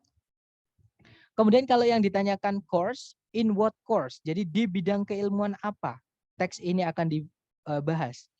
Nah, teman-teman tetap baca kalimat pertama di setiap paragraf, temukan vocab-vocab yang kiranya itu sering dipakai di kelas itu. Misalnya ada kata apa ya yang biasanya sering itu adalah, nah misalnya ada kata elektoral. Elektoral kan orang-orang yang memilih dalam pemilu itu. Elektoral atau yang menentukan ya, atau yang menghitung kayak gitu-gitu. Nah, berarti itu kan ngomongin tentang pemilu, berarti itu masuknya nanti ke politik. Misalnya seperti itu ya. Kemudian kalau yang purpose atau tujuan si penulis menulis teks tersebut itu sama. Teman-teman baca kalimat pertama di setiap paragraf, kemudian tarik kesimpulannya, kemudian hubungkan dengan pilihan A, B, C, D. Yang paling nyambung atau paling ada hubungan dengan pilihan dengan kalimat pertama di setiap paragraf tadi yang mana? Seperti itu. Nah, contoh soalnya kira-kira seperti ini, teman-teman. Sama, reading jangan dibaca teksnya dulu, karena di reading itu teman-teman tidak akan pernah menemukan teks sependek ini. Ya, ini hanya contoh saja. Minimal itu di reading paling pendek paragraf ada 2, itu pun panjang-panjang ya, teman-teman. Jadi jangan dibaca teksnya dulu, kita baca soalnya dulu. Soal pertama berbunyi, maksud teks ini adalah untuk, atau tujuan dari teks ini adalah untuk. Nah, karena yang ditanyakan tujuan, kita baca kalimat pertama di setiap paragraf. Intinya ini menanyakan garis besar dari teks ya. Tujuan teks itu garis besar dari teks. Nah, kebetulan di sini satu paragraf, berarti kita baca kalimat pertama paragraf 1 saja. Kalimatnya berbunyi, In Cold Blood-nya Truman Capote yang ditulis di tahun 1966 merupakan sebuah contoh yang terkenal dari novel non-fiksi. Sebuah jenis karya tulis populer yang berdasar pada kejadian-kejadian faktual atau kejadian-kejadian nyata di mana penulisnya itu berusaha untuk mendeskripsikan alasan-alasan, pikiran-pikiran dan emosi-emosi yang melatar belakangi yang menggiring kepada kejadian-kejadian nyata di kehidupan nyata seperti itu. Nah, intinya ini ngomongin tentang sebuah contoh yang terkenal dari novel non-fiksi, yaitu Truman Capote's In Cold Blood, atau buku In Cold Blood-nya atau novel In Cold Blood-nya yang ditulis oleh Truman Capote itu ya. Mari kita cek ABCD. Yang alfa membahas sebuah contoh dari sebuah genre sastra tertentu. Nah, ketemu langsung teman-teman. Ya, karena tadi hanya membahas sebuah contoh saja dari novel non-fiksi. Itu adalah genre atau genre bacanya ya. Genre sastra tertentu atau sebuah genre sastra gitu ya, yaitu novel non-fiksi tadi. Ya udah berarti jawabannya alfa. Kalau yang bravo, tell the story of In Cold Blood, menceritakan tentang In Cold Blood. Nah, ketika kita baca kalimat pertama tadi, kita sama sekali nggak tahu ceritanya In Cold Blood itu kayak gimana. Berarti yang bravo bukan, ya. Kalau yang Charlie, explain Truman Capote's reasons for writing In Cold Blood. Menjelaskan alasan-alasan Truman Capote untuk menulis In Cold Blood. Tadi kita baca kalimat pertama nggak nemu ya teman-teman, kenapa dia kok pengen nulis In Cold Blood itu? Berarti bukan itu, bukan yang Charlie ya jawabannya. Kalau yang Delta, mendeskripsikan bagaimana Truman Capote itu melakukan penelitian novel non-fiksinya itu. Nggak ada juga deskripsi dari bagaimana Truman Capote itu meneliti novel non-fiksinya tadi dari kalimat pertama di paragraf ini. Berarti bukan yang Delta, teman-teman. Ya berarti jawabannya yang alfa tadi. Ya, membahas sebuah contoh dari sebuah genre literasi tertentu. Contohnya apa? Contohnya Truman Capote's In Cold Blood tadi. Yaitu dia adalah contoh dari novel non-fiksi. Kayak gitu. Oke, berarti jawabannya alfa ya. Kemudian nomor 2. Yang manakah di antara berikut ini yang paling mendeskripsikan tone dari teks di atas? Nah, tone itu adalah si suasana hati penulis. Ada nggak penulis menyebutkan argumennya dia, atau opininya dia, atau perasaannya dia, ya. Nah, ketika kita baca kalimat pertama di setiap paragraf tadi, sama sekali kita tidak menemukan keterlibatan dari si penulis di sini. Entah perasaannya, entah keterlibatan apapun nggak ada, opininya nggak ada, argumennya nggak ada. Artinya penulis ini netral, dia hanya ingin memberikan pengetahuan saja. Ya udah kita cek ABCD. Yang alfa, cold itu dingin, kejam maksudnya ya. Bukan teman-teman, memang judulnya ada In Cold Blood-nya. Cold itu, tapi jangan tertipu kayak gitu-gitu ya. Jadi itu hanya judulnya saja, itu satu kesatuan. Tapi ketika kita baca kalimat pertama paragraf ini tadi, kita nggak ngerasain kekejaman apapun ya. Alfa bukan. Kalau yang Bravo, sadistik, sadis. Sama, ketika kita membaca kalimat pertama tadi, nggak ada sama sekali kesadisan yang terjadi. Bravo bukan. Yang Charlie emotional, si penulis itu kadang marah, kadang senang, kadang intinya emosional ya. Gampang marah biasanya. Bukan, nggak ada si penulis menyebutkan emosinya. Charlie bukan. Kalau yang Delta, deskriptif. Nah, si penulis hanya ingin mendeskripsikan saja. Ya sudah, berarti jawabannya yang Delta ini, teman-teman. Seperti itu. Oke. Kemudian nomor 3, teks ini kemungkinan akan diminta untuk dibaca di mata kuliah atau di kelas-kelas yang manakah di antara berikut ini. Nah, tadi kalau kita cek kalimat pertama di situ ada kata non-fiction novel, itu sudah ketemu langsung ya sebenarnya. Jadi novel non-fiksi. Kemudian ada juga a popular type of writing. Jadi karya tulis, jenis karya tulis populer. Kemudian ada the author, penulis. Nah, intinya di sini ngomongin tentang penulis dan penulisan-penulisan, ya. Ya, itu ada kata, lebih tepatnya tadi ada kata novel. Cari ABCD yang menyebutkan itu. Yang alpha criminal law, hukum kriminal. Bukan ya, teman-teman, karena nggak ada hukum sama sekali tadi, ya, tapi lebih ke karya tulis seperti itu. Alpha bukan, kalau yang Bravo American history, sejarahnya Amerika. Nggak ada sama sekali kejadian sejarah Amerika di situ. Ya, yang ada hanya contoh karya seseorang saja, karya penulis saja. Bravo bukan. Kalau yang Charlie, modern American novels, novel-novel Amerika modern. Nah, ini termasuk ke modern ya, teman-teman, karena abad ke-20. 1901 sampai 2000 itu adalah abad ke-20. Ya, kita sekarang di abad ke-21 karena menuju ke tahun 2100 seperti itu. Oke. Nah, berarti ya sudah, jawabannya adalah yang Charlie. Seperti itu, teman-teman. Nah, hati-hati dengan yang delta, literary research. Itu adalah penelitian mengenai sastra, kasus sastraan gitu ya. Nah, kalau kita pilih yang delta sebenarnya bisa, kalau pilihan Charlie nggak ada. Ya, nah kebetulan ada yang lebih spesifik, yaitu yang Charlie. Ya sudah, berarti jawaban Charlie. Ini namanya pengecoh, teman-teman. Walaupun tidak sering muncul, tapi kadang ada kayak gitu. Ya, jadi kalau ada seperti ini, teman-teman pilih yang lebih spesifik, yang lebih jelas ada di teks seperti itu. Nah, dari contoh tadi nih, mungkin ada pertanyaan dulu sebelum kita praktek ke latihan soal, silakan. Oke, sebentar saya buka dulu unmute-nya, silakan Miss. Sir, tadi yang nomor 1 itu of a particular literary genre itu nama lain dari non-fiction ya? Jadi gini, kalau diartikan an example of a particular literary genre itu artinya adalah sebuah contoh dari genre itu apa ya bahasa Indonesia yang enak? Ya genre gitu ya, tahu ya teman-teman. Genre lagu misalnya ada pop, ada rock, nah gitu ya. Jadi genre sastra tertentu. Nah, genre sastra tertentu yang di teks itu yang dibahas apa?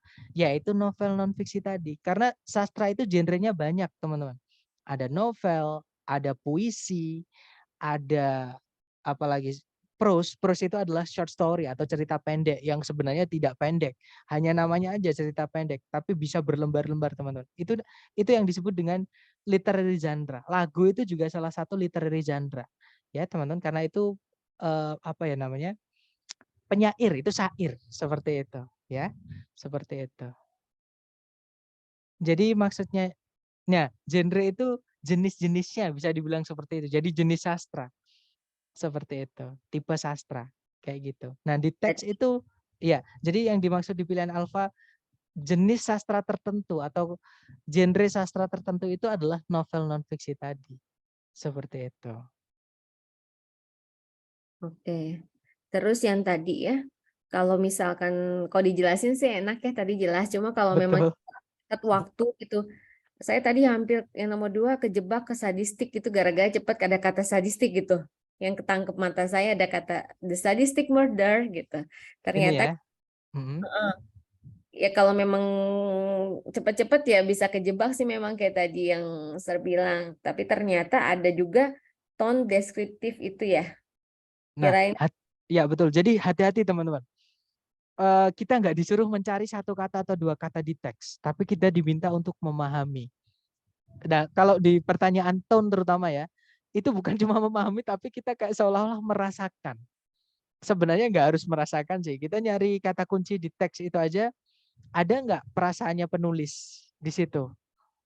Kalau nggak ada, berarti berarti penulis netral. Hanya ingin menyampaikan sesuatu saja, suatu pengetahuan saja. Bukan menyampaikan argumennya dia sendiri, atau menyampaikan opininya dia, atau menyampaikan perasaannya dia. Bukan. Ya, itu netral, teman-teman. Tapi kalau si penulis itu ingin menyampaikan perasaannya dia, contohnya nanti ada di soal latihan ya, teman-teman. Berarti yaitu dia nggak netral, dia memasukkan yang namanya tone atau emosi tadi ke dalam teksnya, seperti itu, Miss. Jadi hati-hati ya. memang Jadi hati-hati memang, kita jangan langsung mencocokkan satu kata di teks ada langsung kita pilih berarti itu ada karena ada di teks berarti itu, jangan teman-teman. Ya tapi dipahami dulu. Karena di situ menceritakan tentang apa ya itu, sifat dari salah satu karakter sorry, peristiwa yang ada di dalam cerita tersebut. Salah satu peristiwa yang ada di dalam, cerita tersebut. Bukan ngomongin teks ini ya, tapi cerita yang dibahas di dalam teks ini, kayak gitu. Nah, itu bukan inti dari teks. Itu hanya penjelasan lebih lanjut tadi, yang saya maksud dengan supporting ideas atau ide pendukung dari main idea-nya. Seperti itu. Gimana? Mungkin ada pertanyaan lagi dari teman-teman, silahkan. Nah, untuk juga gini, karena waktunya 1 menit tadi, nah trust me teman-teman, 1 menit itu terasa sedikit sekali. Bahkan saya punya cerita ya, mungkin sedikit cerita aja. Dulu saya pernah tes, sebenarnya bukan saya yang tes ya, intinya kayak membantu tes gitulah. Teman-teman kan tahu pernah saya cerita ke teman-teman itu. Nah, itu dianulir sertifikatnya, tidak bisa dikeluarkan karena gara-gara reading ngerjakan itu eh, hanya sorry, nggak ada 50% alokasi waktu itu sudah selesai di reading ya, dan nilainya hanya salah 6. Kayak gitu. Nah, saya pakai teknik ini, teman-teman. Bayangin dari 55 menit, itu online ya, 55 menit nggak ada 50%, buat 50% aja. Berarti berapa? 55 menit berarti 27,5. Ya, 27 menit atau dianggap 28 menit lah. 28 menit teman-teman sudah menyelesaikan 50 pertanyaan. Jadi satu pertanyaan teman-teman hanya mengerjakannya kalau rata-rata ya hanya 30 detik atau setengah menit. Ya. Jadi apa namanya? Atau nanti saya kalau teman-teman penasaran saya screenshotkan. Masih ada screenshotannya. Jadi saya di email sama pihak si pengawasnya itu memang nggak masuk akal teman-teman. Masa gara-gara ngerjakannya cepet sertifikat dianulir, kita dicurigai kayak gitu. Tapi ya intinya kayak gitulah. Intinya alasan itu nggak logis kayak gitu. Karena memang makanya kalau teman-teman nanti misalnya ada yang mau tes TOEFL yang asli TS online, jangan langsung ambil tempat ya. Boleh tanya-tanya saya dulu karena referensi saya lumayan banyak. Nanti saya sarankan yang ini, saya sarankan yang itu, teman-teman nanti boleh menentukan. Tapi kalau teman-teman langsung nanti takutnya teman-teman ada pengawas itu yang kita belum tes aja udah dicurigai. Ini jadi kayak ketat sekali gitu, nggak nyaman malahan kita tes seperti itu. Yeah, that's right. Jadi dan yang saya bilang tadi gini, kenapa saya bisa kayak gitu? Caranya kan gampang sebenarnya teman-teman, yang saya kasihkan ke teman-teman nanti. Itu praktekin terus-terus aja. Nanti akan di luar kepala. Maksudnya teman-teman ketika mengerjakan reading waktu tes, akan otomatis tahu sendiri yang harus dilakukan apa. Kayak gitu, tanpa harus memikirkan lama-lama. Ya, tapi yang saya bilang tadi, teorinya gampang, itu dilatih supaya jadi insting melalui latihan soal. Seperti itu. Dapat ya? Jadi semuanya tergantung ke teman-teman sendiri. Yang bisa menentukan gampang susahnya adalah di usaha teman-teman sendiri-sendiri. Seperti itu. Saya hanya menyampaikan gimana sih cara mudahnya TOEFL. Nah, tetap harus ada pengorbanan juga. Harus ada yang harus dilewati, proses yang harus teman-teman lakukan. Seperti itu. Nggak ada yang instan ya teman-teman di dunia ini. Nah, mungkin ada pertanyaan lagi, silahkan. Silahkan, Mister. Oke, Mister, yang saya tangkap kan untuk pengerjaan reading yang paling momok menakutkan dari reading itu ialah keterbatasan vocab kita, Mister kita. Betul, betul. Pernah nggak Mister misalkan sepengalaman Mister selama tes ada mungkin Mister ada beberapa rekomendasi kata-kata apa vocab yang paling banyak ditemukan di reading gitu Mister? Sorry, tadi ada suara nging gitu, maaf. Sebenarnya gimana ya? Kalau vocab itu saya ngoleksi sendiri, teman-teman. Tapi nggak disarankan. Maksudnya nggak disarankan gini. Vocab itu nanti takutnya kalau saya bom teman-teman ini loh vocabnya banyak. Nah takutnya nanti teman-teman malah panik kok banyak banget gitu. Atau kalau nggak gitu eh, gimana ya? Jadi gini teman-teman, menurut saya sendiri ya yang saya rasakan vocab itu cara belajarnya jangan hafalan. di kampung Inggris di tempat saya sini sendiri, saya juga dulu ngajar di sini, saya dulu juga belajar di sini, saya tahu kekurangannya cara belajarnya di sini teman-teman.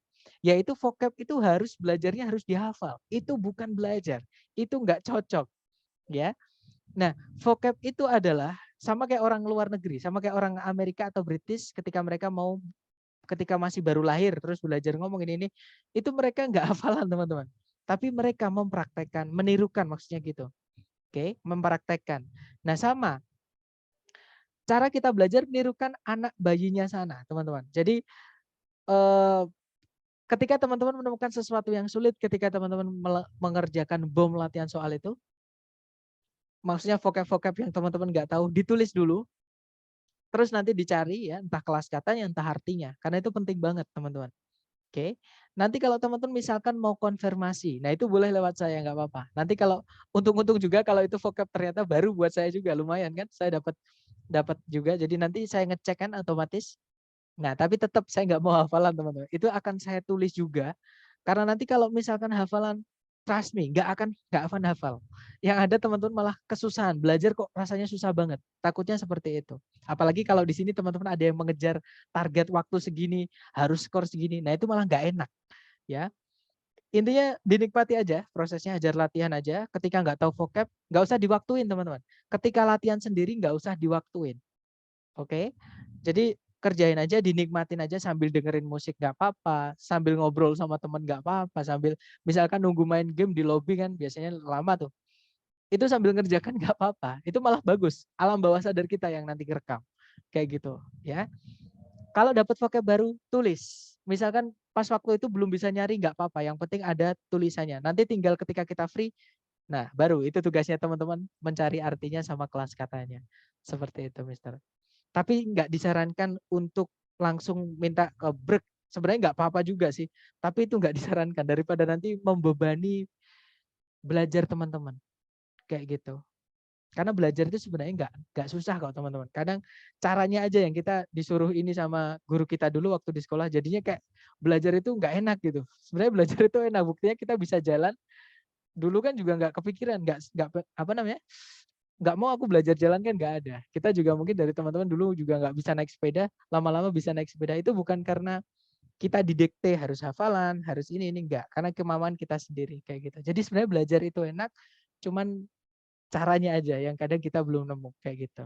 Nah caranya kalau saya yang saya rasakan ya, untuk bahasa Inggris terutama TOEFL itu bukan menghafal, tapi mencari sendiri, menganalisa sendiri, mengkoleksi sendiri kayak gitu. Nanti saya bisanya bantu adalah ketika teman-teman ingin memastikan saja atau meyakinkan ke diri kita sendiri-sendiri, ini benar nggak sih catatan saya? Nah di awal saya kasih tahu teman-teman silahkan kirim setiap minggu atau setiap hari juga nggak apa-apa vocab-vocab yang sudah teman-teman temukan itu. Nanti saya koreksi kalau ada yang misalnya meleset ya tinggal saya benarkan, kalau udah benar ya tinggal saya centang gitu aja. Udah all correct atau all right misalkan seperti itu. Dapat ya, Mister, tapi nggak apa nanti kalau misalkan minta nggak apa-apa. Nanti saya kasih. Oke, baik. Tapi iya japri ya kayak gitu. Ya. Terima kasih banyak, Mister. Alright, mungkin ada pertanyaan lagi dari teman-teman, tapi itu nggak disarankan ya teman-teman. Saran saya teman-teman kumpulkan vocab-vocab yang teman-teman temukan sendiri, karena itu lebih teringat dibandingkan kita dikasih dan dipaksa menghafal kayak gitu. Nah, gimana? Mungkin ada oke, di chat sepertinya ada yang bertanya. Oh enggak, oke. Nggak ada pertanyaan ya teman-teman. Kalau nggak ada, nggak apa-apa. Teman-teman buka kampus nggak apa-apa. Dicoba dulu. Di sini ada 3 soal. Waktunya berarti 3 menit ya. Silahkan teman-teman, 3 menit dimulai dari sekarang.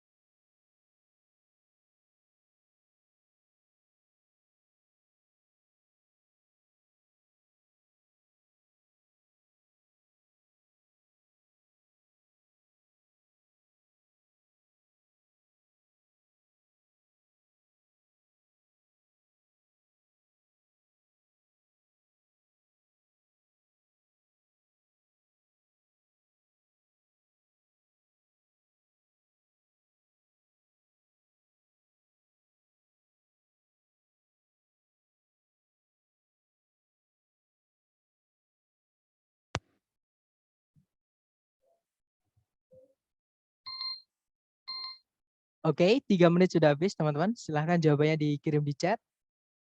Baik, ada jawaban delta delta alpha dan ternyata semuanya delta delta alpha. Kita cek ya. Di situ nomor 4 pertanyaannya adalah which of the following best describes the author's purpose in this passage? Yang manakah di antara berikut ini yang paling menjelaskan maksud si penulis dalam teks ini? Nah, berarti kita baca kalimat pertama di setiap paragraf. Kalimat pertama paragraf 1 berbunyi, hingga sekarang pengakuan-pengakuan yang telah diperoleh dari terdakwa atau terduga gitu ya, dalam keadaan terhipnotis itu belum diakui menjadi barang bukti oleh pengadilan-pengadilan di Amerika Serikat. Kemudian paragraf kedua, sebuah kasus sengketa lahan yang membawa-bawa pengakuan yang didapat dari hipnotis itu dibawa langsung ke Pengadilan Tinggi Amerika Serikat.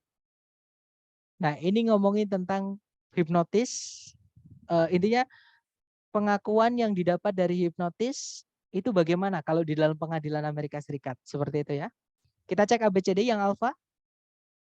Untuk menjelaskan detail-detail dari sebuah kasus pengadilan tertentu. Nah, ini bukan kasus, bukan detail kasus. Ini hanyalah apa ya ngomonginnya. Jadi gimana sih pengakuan yang didapat dari hipnotis itu kalau di pengadilan?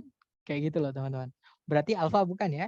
Kalau yang bravo, untuk mendemonstrasikan alasan kenapa pengakuan yang dibuat di bawah pengaruh hipnotis itu tidak bisa dipercaya.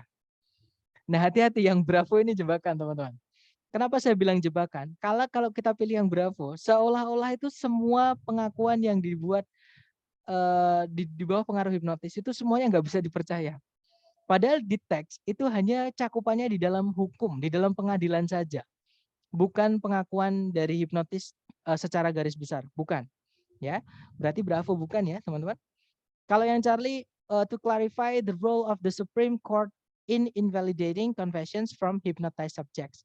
Untuk memperjelas atau mengklarifikasi peran dari pengadilan tinggi dalam mentidakvalidkan atau mentidaksahkan gitu ya, pengakuan-pengakuan yang didapat dari orang-orang yang dihipnotis.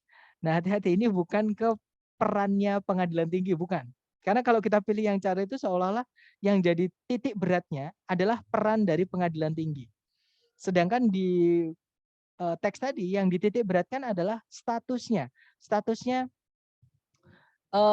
pengakuan yang didapat dari orang yang dihipnotis di dalam pengadilan itu bagaimana. Berarti Charlie bukan ya.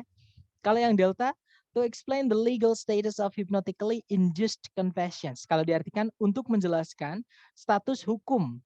Nah, ada kata legal. Jadi status hukum dari pengakuan-pengakuan yang didapat secara hipnotis. Nah, ketemu jawabannya adalah delta. That's right. Next, number 5. The tone of this passage could best be described as apa ya? Tone tadi suasana hati penulis atau nuansa yang dituangkan penulis ke dalam teks ini itu bisa dideskripsikan sebagai, nah ketika kita baca kalimat pertama paragraf 1 dan paragraf kedua tadi, kita tidak menemukan argumen si penulis, pendapat si penulis, atau emosi, suasana hati penulis. Itu enggak ada. Jadi penulis hanya menyajikan fakta atau apa ya, pengetahuan seperti itu, atau informasi. Jadi dia enggak mau ikut campur ya, tidak mau mencampurkan emosinya dia. Artinya dia netral, teman-teman. Kita cek ABCD. Yang alpha, outrage artinya mengamuk, bukan ya, marah besar, bukan. Kalau yang bravo, judicial artinya seolah-olah menjudge, ini salah, itu salah, bukan ya, penulis netral, teman-teman. Kalau yang Charlie, hypnotic, menghipnotis, atau apa ya, bisa diartikan menipu daya, kayak gitu. Jadi kalau memperdaya, kayak gitu. Jadi seolah-olah kita baca itu kayak kita disuruh untuk ini ya. Misal kalau untuk diajak demo, untuk menentang kebijakan A, kebijakan bukan ya, tidak ada sama sekali pengaruh-pengaruh, tidak, si penulis tidak ingin mempengaruhi yang pembacanya, hanya ingin memberitahu aja. Berarti Charlie bukan. Kalau yang delta, informative, bersifat informatif atau si penulis hanya pengen memberikan informasi saja. Nah, ketemu ya, jawabannya adalah yang delta, teman-teman. Oke, kemudian nomor 6, this passage would probably be assigned reading in a course on. Teks ini kemungkinan akan diminta untuk dibaca di mata kuliah tentang apa. Nah, tadi kita cocokkan dengan vocab-vocab yang dipakai di kalimat pertama di setiap paragraf. Di kalimat pertama paragraf 1 ada kata confessions, artinya pengakuan. Kemudian ada kata defendants, artinya tadi terdakwa atau terduga gitu ya. Kemudian ada evidence, barang bukti. Ada courts, pengadilan. Ada United States, berarti ini ngomongin tentang hukum yang ada di Amerika Serikat. Kita cek ABCD. Yang alpha, American law, hukum Amerika. Nah, ketemu teman-teman. Jawabannya adalah yang alpha. Jadi delta, delta, alpha. Nomor 456 ya. Lanjut ke nomor berikutnya, terakhir nomor 789. Dicoba dulu teman-teman, jangan takut salah ya. Waktunya 3 menit, dimulai dari sekarang, silakan.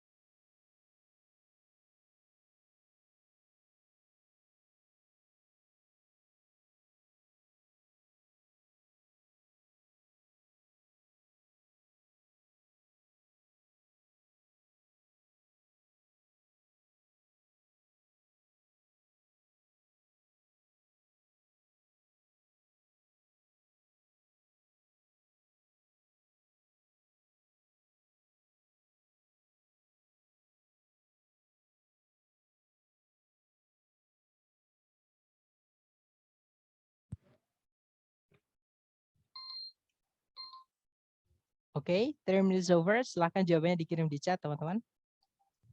Baik, ada jawaban Charlie Alpha Charlie, ada juga Bravo Alpha Alpha, Bravo Alpha Bravo. Alright, kita cek bersama ya. Ada Charlie Alpha Alpha juga. Alright, let's do it together. Kita cek bersama, teman-teman. Di situ nomor 7 pertanyaannya adalah, the author's main purpose in this passage is to, maksud utama dari si penulis dalam penulisan teks ini adalah supaya, untuk, kayak gitu ya. Berarti kita baca kalimat pertama di setiap paragraf, karena ini juga pertanyaan mengenai garis besar dari teks, yaitu tujuan penulisan teks. Kalimat pertama paragraf 1 berbunyi, tingkat di mana penggundulan hutan di dunia ini sedang terjadi, itu sangat mengkhawatirkan. Nah, inilah yang saya maksud penulis memasukkan emosinya, itu contohnya seperti ini, teman-teman. Ada perasaan penulis yang kita bisa tahu dalam penulisan dia, itu mengkhawatirkan. Oke. Kemudian Pak, yaitu penggundulan hutan tadi maksudnya ya. Lanjut ke paragraf kedua. Mayoritas penggundulan hutan atau sebagian besar penggundulan hutan sedang terjadi di hutan-hutan tropis di negara-negara berkembang yang di fuel itu yang dilatar belakangi seperti itu ya oleh kebutuhan negara-negara berkembang atas lahan pertanian yang semakin meningkat dan keinginan dari sebagian negara-negara maju untuk mengimpor kayu dan produk-produk kayu. Nah, ini ngomongin tentang penggundulan hutan seperti itu. Jadi si penulis ini khawatir, kita cek ABCD. Yang alfa mengutip statistik mengenai sebuah, nah hati-hati teman-teman. Jelas-jelas tadi penggundulan hutan, ada juga alarming, mengkhawatirkan. Masa improvement? Improvement itu artinya dari kata improve. Improve itu membaik atau semakin baik. Sedangkan teks ini ngomongin kalau alarming, semakin mengkhawatirkan. Yang mana berkebalikan dengan alfa, berarti nomor 7 alfa bukan ya. Kalau yang Bravo, explain where deforestation is occurring, menjelaskan di mana penggundulan hutan itu sedang terjadi. Nah, yang Bravo memang ada tadi ya, yaitu di paragraf kedua. Tapi kalau kita pilih yang Bravo, berarti paragraf 1 nggak dianggap karena paragraf 1 bukan menjelaskan di mana, tapi menjelaskan seberapa buruk, seberapa besar kerusakan atau penggundulan hutan yang terjadi di di bumi ini dari tahun ke tahun seperti itu. Oke. Bravo bukan? Kalau yang Charlie, make the reader aware of a worsening world problem. Membuat si pembaca itu menyadari atau mengetahui adanya masalah dunia yang semakin memburuk. Maksudnya apa? Masalah dunia yang semakin memburuk ini yaitu penggundulan hutan tadi. Karena main idea atau gagasan utama teks ini yang ingin dibahas teks ini adalah penggundulan hutan. Ya sudah, berarti jawabannya yang Charlie ya teman-teman. Jadi si penulis itu pengen kalau menyadarkan gak enak ya, memberitahu kayak gitu si pembaca kalau ada masalah di dunia ini yaitu penggundulan hutan kayak gitu ya melalui tulisannya. Ya sudah, berarti jawabannya Charlie ya. Kalau yang Delta, blame developing countries for deforestation, menyalahkan negara-negara berkembang atas penggundulan hutan. Bukan ya, karena bukan cuma negara berkembang saja tadi yang disebutkan. Negara maju tadi juga disalahkan teman-teman. Seperti itu, berarti Delta bukan. Oke. Kalau nomor 8, yang manakah di antara berikut ini yang paling mendeskripsikan tone atau suasana hati penulis tadi ya di dalam teks. Nah, ini yang saya maksud tadi. Si penulis tadi menuliskan emosinya teman-teman. Memang cuma satu, tapi itu petunjuk kita. Yaitu di kata alarming. Alarming artinya adalah mengkhawatirkan, semakin mengkhawatirkan, kayak gitu ya. Nah, berarti si penulis khawatir atau takut atau cemas gitu ya. Kita cek A, B, C, D yang khawatir atau cemas atau takut. Oke. Yang alpha concerned, khawatir, cemas atau takut. Nah, ketemu. Jawabannya adalah alpha. Kalau Bravo disinterested, nggak tertarik. Kalau nggak tertarik ngapain dibahas kayak gitu ya. Bukan nggak tertarik, tapi dia malah justru cemas, khawatir kayak gitu. Karena mungkin dia merasa dia sendiri mau gimana ngerubahnya. Karena ini masalahnya semakin gede di dunia dan seluruh dunia. Dia sendiri cuma satu orang, mungkin seperti itu. Bravo bukan ya, tapi jangan pakai mungkin ya teman-teman. Intinya Bravo bukan. Kalau yang Charlie, place it itu artinya datar-datar aja atau biasa-biasa aja. Bukan, jelas-jelas dia tadi menyebutkan kalau dia khawatir, bukan biasa-biasa aja. Charlie bukan. Kalau yang Delta, exaggerated. Exaggerate itu artinya melebih-lebihkan. Exaggerated itu verb 3, berarti pasifnya. Ya artinya alay atau dilebih-lebihkan. Atau ya gitulah teman-teman. Intinya alay gitu ya. Jadi kayak berlebihan bisa dibilang seperti itu. Enggak ya, kalau dia berlebihan dia bukan memasukkan fakta. Karena kalau kita cek di teks itu banyak sekali angka-angka teman-teman. Angka-angka itu statistik, itu fakta. Seperti itu. Kalau melebihkan itu ya berdasarkan si penulis sendiri, bukan berdasarkan fakta. Seperti itu. Nah, berarti jawabannya yang alpha tadi yaitu concern atau khawatir atau cemas atau takut. Oke.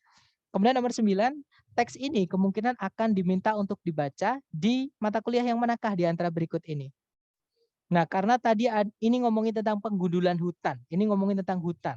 Hutan itu adalah fitur, salah satu fitur dari bumi, ya. Nah, bumi itu fiturnya banyak. Contohnya sungai, danau, laut, atmosfer itu juga fitur dari bumi, teman-teman. Nah, fitur dari bumi, contohnya hutan ini, itu dibahas di pelajaran namanya atau bidang keilmuan namanya geografi. Ya, berarti jawabannya adalah yang Bravo. Nah, ini hati-hati. Di pilihan ganda ini ada pengecoh, yaitu yang alpha sama yang Charlie. Kalau teman-teman nggak tahu bedanya geologi sama geografi, kebanyakan pasti milih yang geologi. Karena logi itu logos, ilmu, geo itu bumi, ilmu tentang bumi. Nah, kemungkinan jawabannya alfa, takutnya gitu.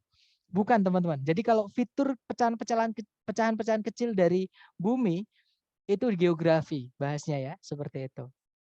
Kalau geologi itu lebih ke tanah dan batuan, seperti itu. Nah, kalau yang Charlie apalagi geometri, ada kata geo tapi di situ bukan artinya bumi ya. Geometri itu bangun ruang maksud saya, ya. Bukan bidang ruang tapi bangun ruang. Itu matematika kalau nggak salah. Kayak Charlie bukan. Jawabannya yang Bravo. Seperti itu. Jadi nomor 7 tadi Charlie, Alpha, Bravo. Charlie, Alpha, Bravo. Nomor 4 tadi Delta, Delta, Alpha, Charlie, Alpha, Bravo. Oke, kita cek aja di kunci jawabannya. Dari nomor 4 ya. Delta, Delta, Alpha, Charlie, Alpha, Bravo. Right? Nah itu tadi teman-teman jenis soal pertama yang cara mengerjakannya teman-teman cukup baca kalimat pertama di setiap paragraf, yaitu jenis soal-soal yang menanyakan garis besar mengenai teks. Ya, cukup dibaca topik sentence-nya saja. Jangan dibaca semuanya karena ada informasi tambahan yang nanti bisa membelokkan teman-teman. Seperti itu. Nah, itu tadi teman-teman perlu latih ya, biar nggak dibelokkan. Salah nggak apa-apa, normal kita belajar salah itu. Nanti kalau teman-teman butuh bantuan, saya siap membantu. Oke, itu tugas saya, teman-teman. Nah, sebelum saya tutup nih, mungkin ada pertanyaan dulu dari teman-teman. Silahkan teman-teman. Izin, Mister? Boleh, silahkan Mister. Oke. Sorry. Ya, sorry saya Di share dulu. pertama kita pertemuan tadi kan ada beberapa cara yang Mister anjurkan, sarankan dalam mengerjakan soal reading kan. Pertama, baca kalimat pertama di setiap paragraf, kemudian men-scan atau men-skim letak posisi dalam suatu paragraf, kemudian menarik kesimpulan atau buat tebakan gitu, Mister. Apa hanya malam ini kita belajar tentang fokus kepada kalimat pertama, atau fokus pada kalimat pertama ini bisa digunakan untuk semua soal reading nanti, Mister? No, jangan dipakai di seluruh soal reading ya. Jadi ya, tapi ini pertanyaan bagus banget karena pokoknya teman-teman kalau ada yang pengen ditanyakan, tanyakan. Ini bagus banget. Takutnya kalau nggak ditanyakan nanti teman-teman menarik kesimpulan sendiri akhirnya dipakai ketika tes maksud saya. Nah, membaca topik sentences ini nggak bisa dipakai di seluruh jenis pertanyaan TOEFL reading. Kenapa? Karena cara pengerjaan ini hanya untuk pertanyaan yang menanyakan keseluruhan teks atau garis besar teks tadi saya bilangnya. Oke, ada juga di reading itu yang menanyakan peritilan-peritilan kecil. Nah, tergantung peritilan-peritilan kecil itu masih nyambung dengan main idea atau enggak. Kalau dia enggak nyambung, itu nanti malah teman-teman salah kalau menggunakan teknik yang kita pelajari hari ini. Nah, kalau masih nyambung itu masih ada kemungkinan salah, ada kemungkinan benar. Karena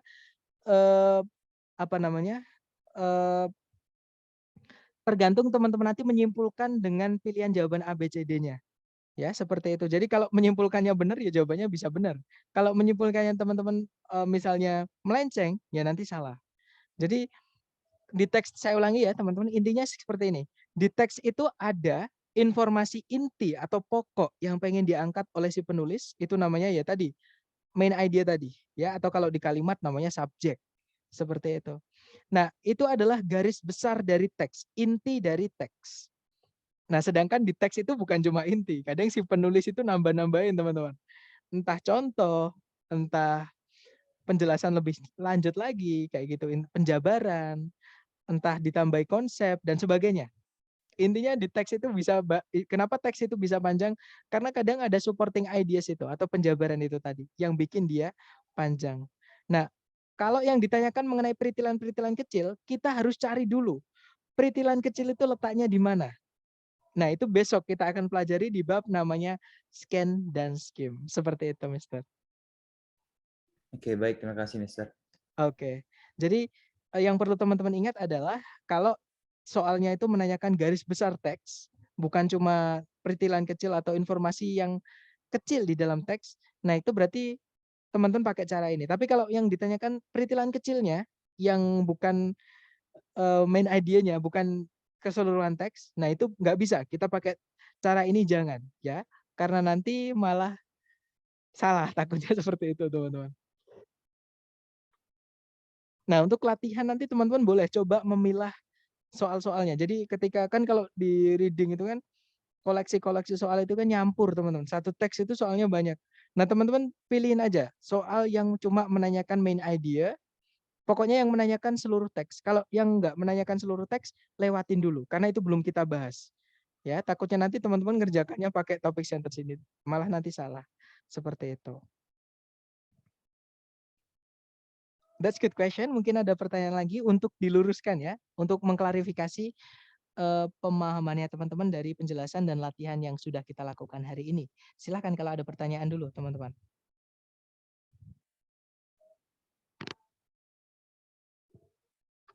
Nggak ada ya? Baik, kalau nggak ada, saya tutup.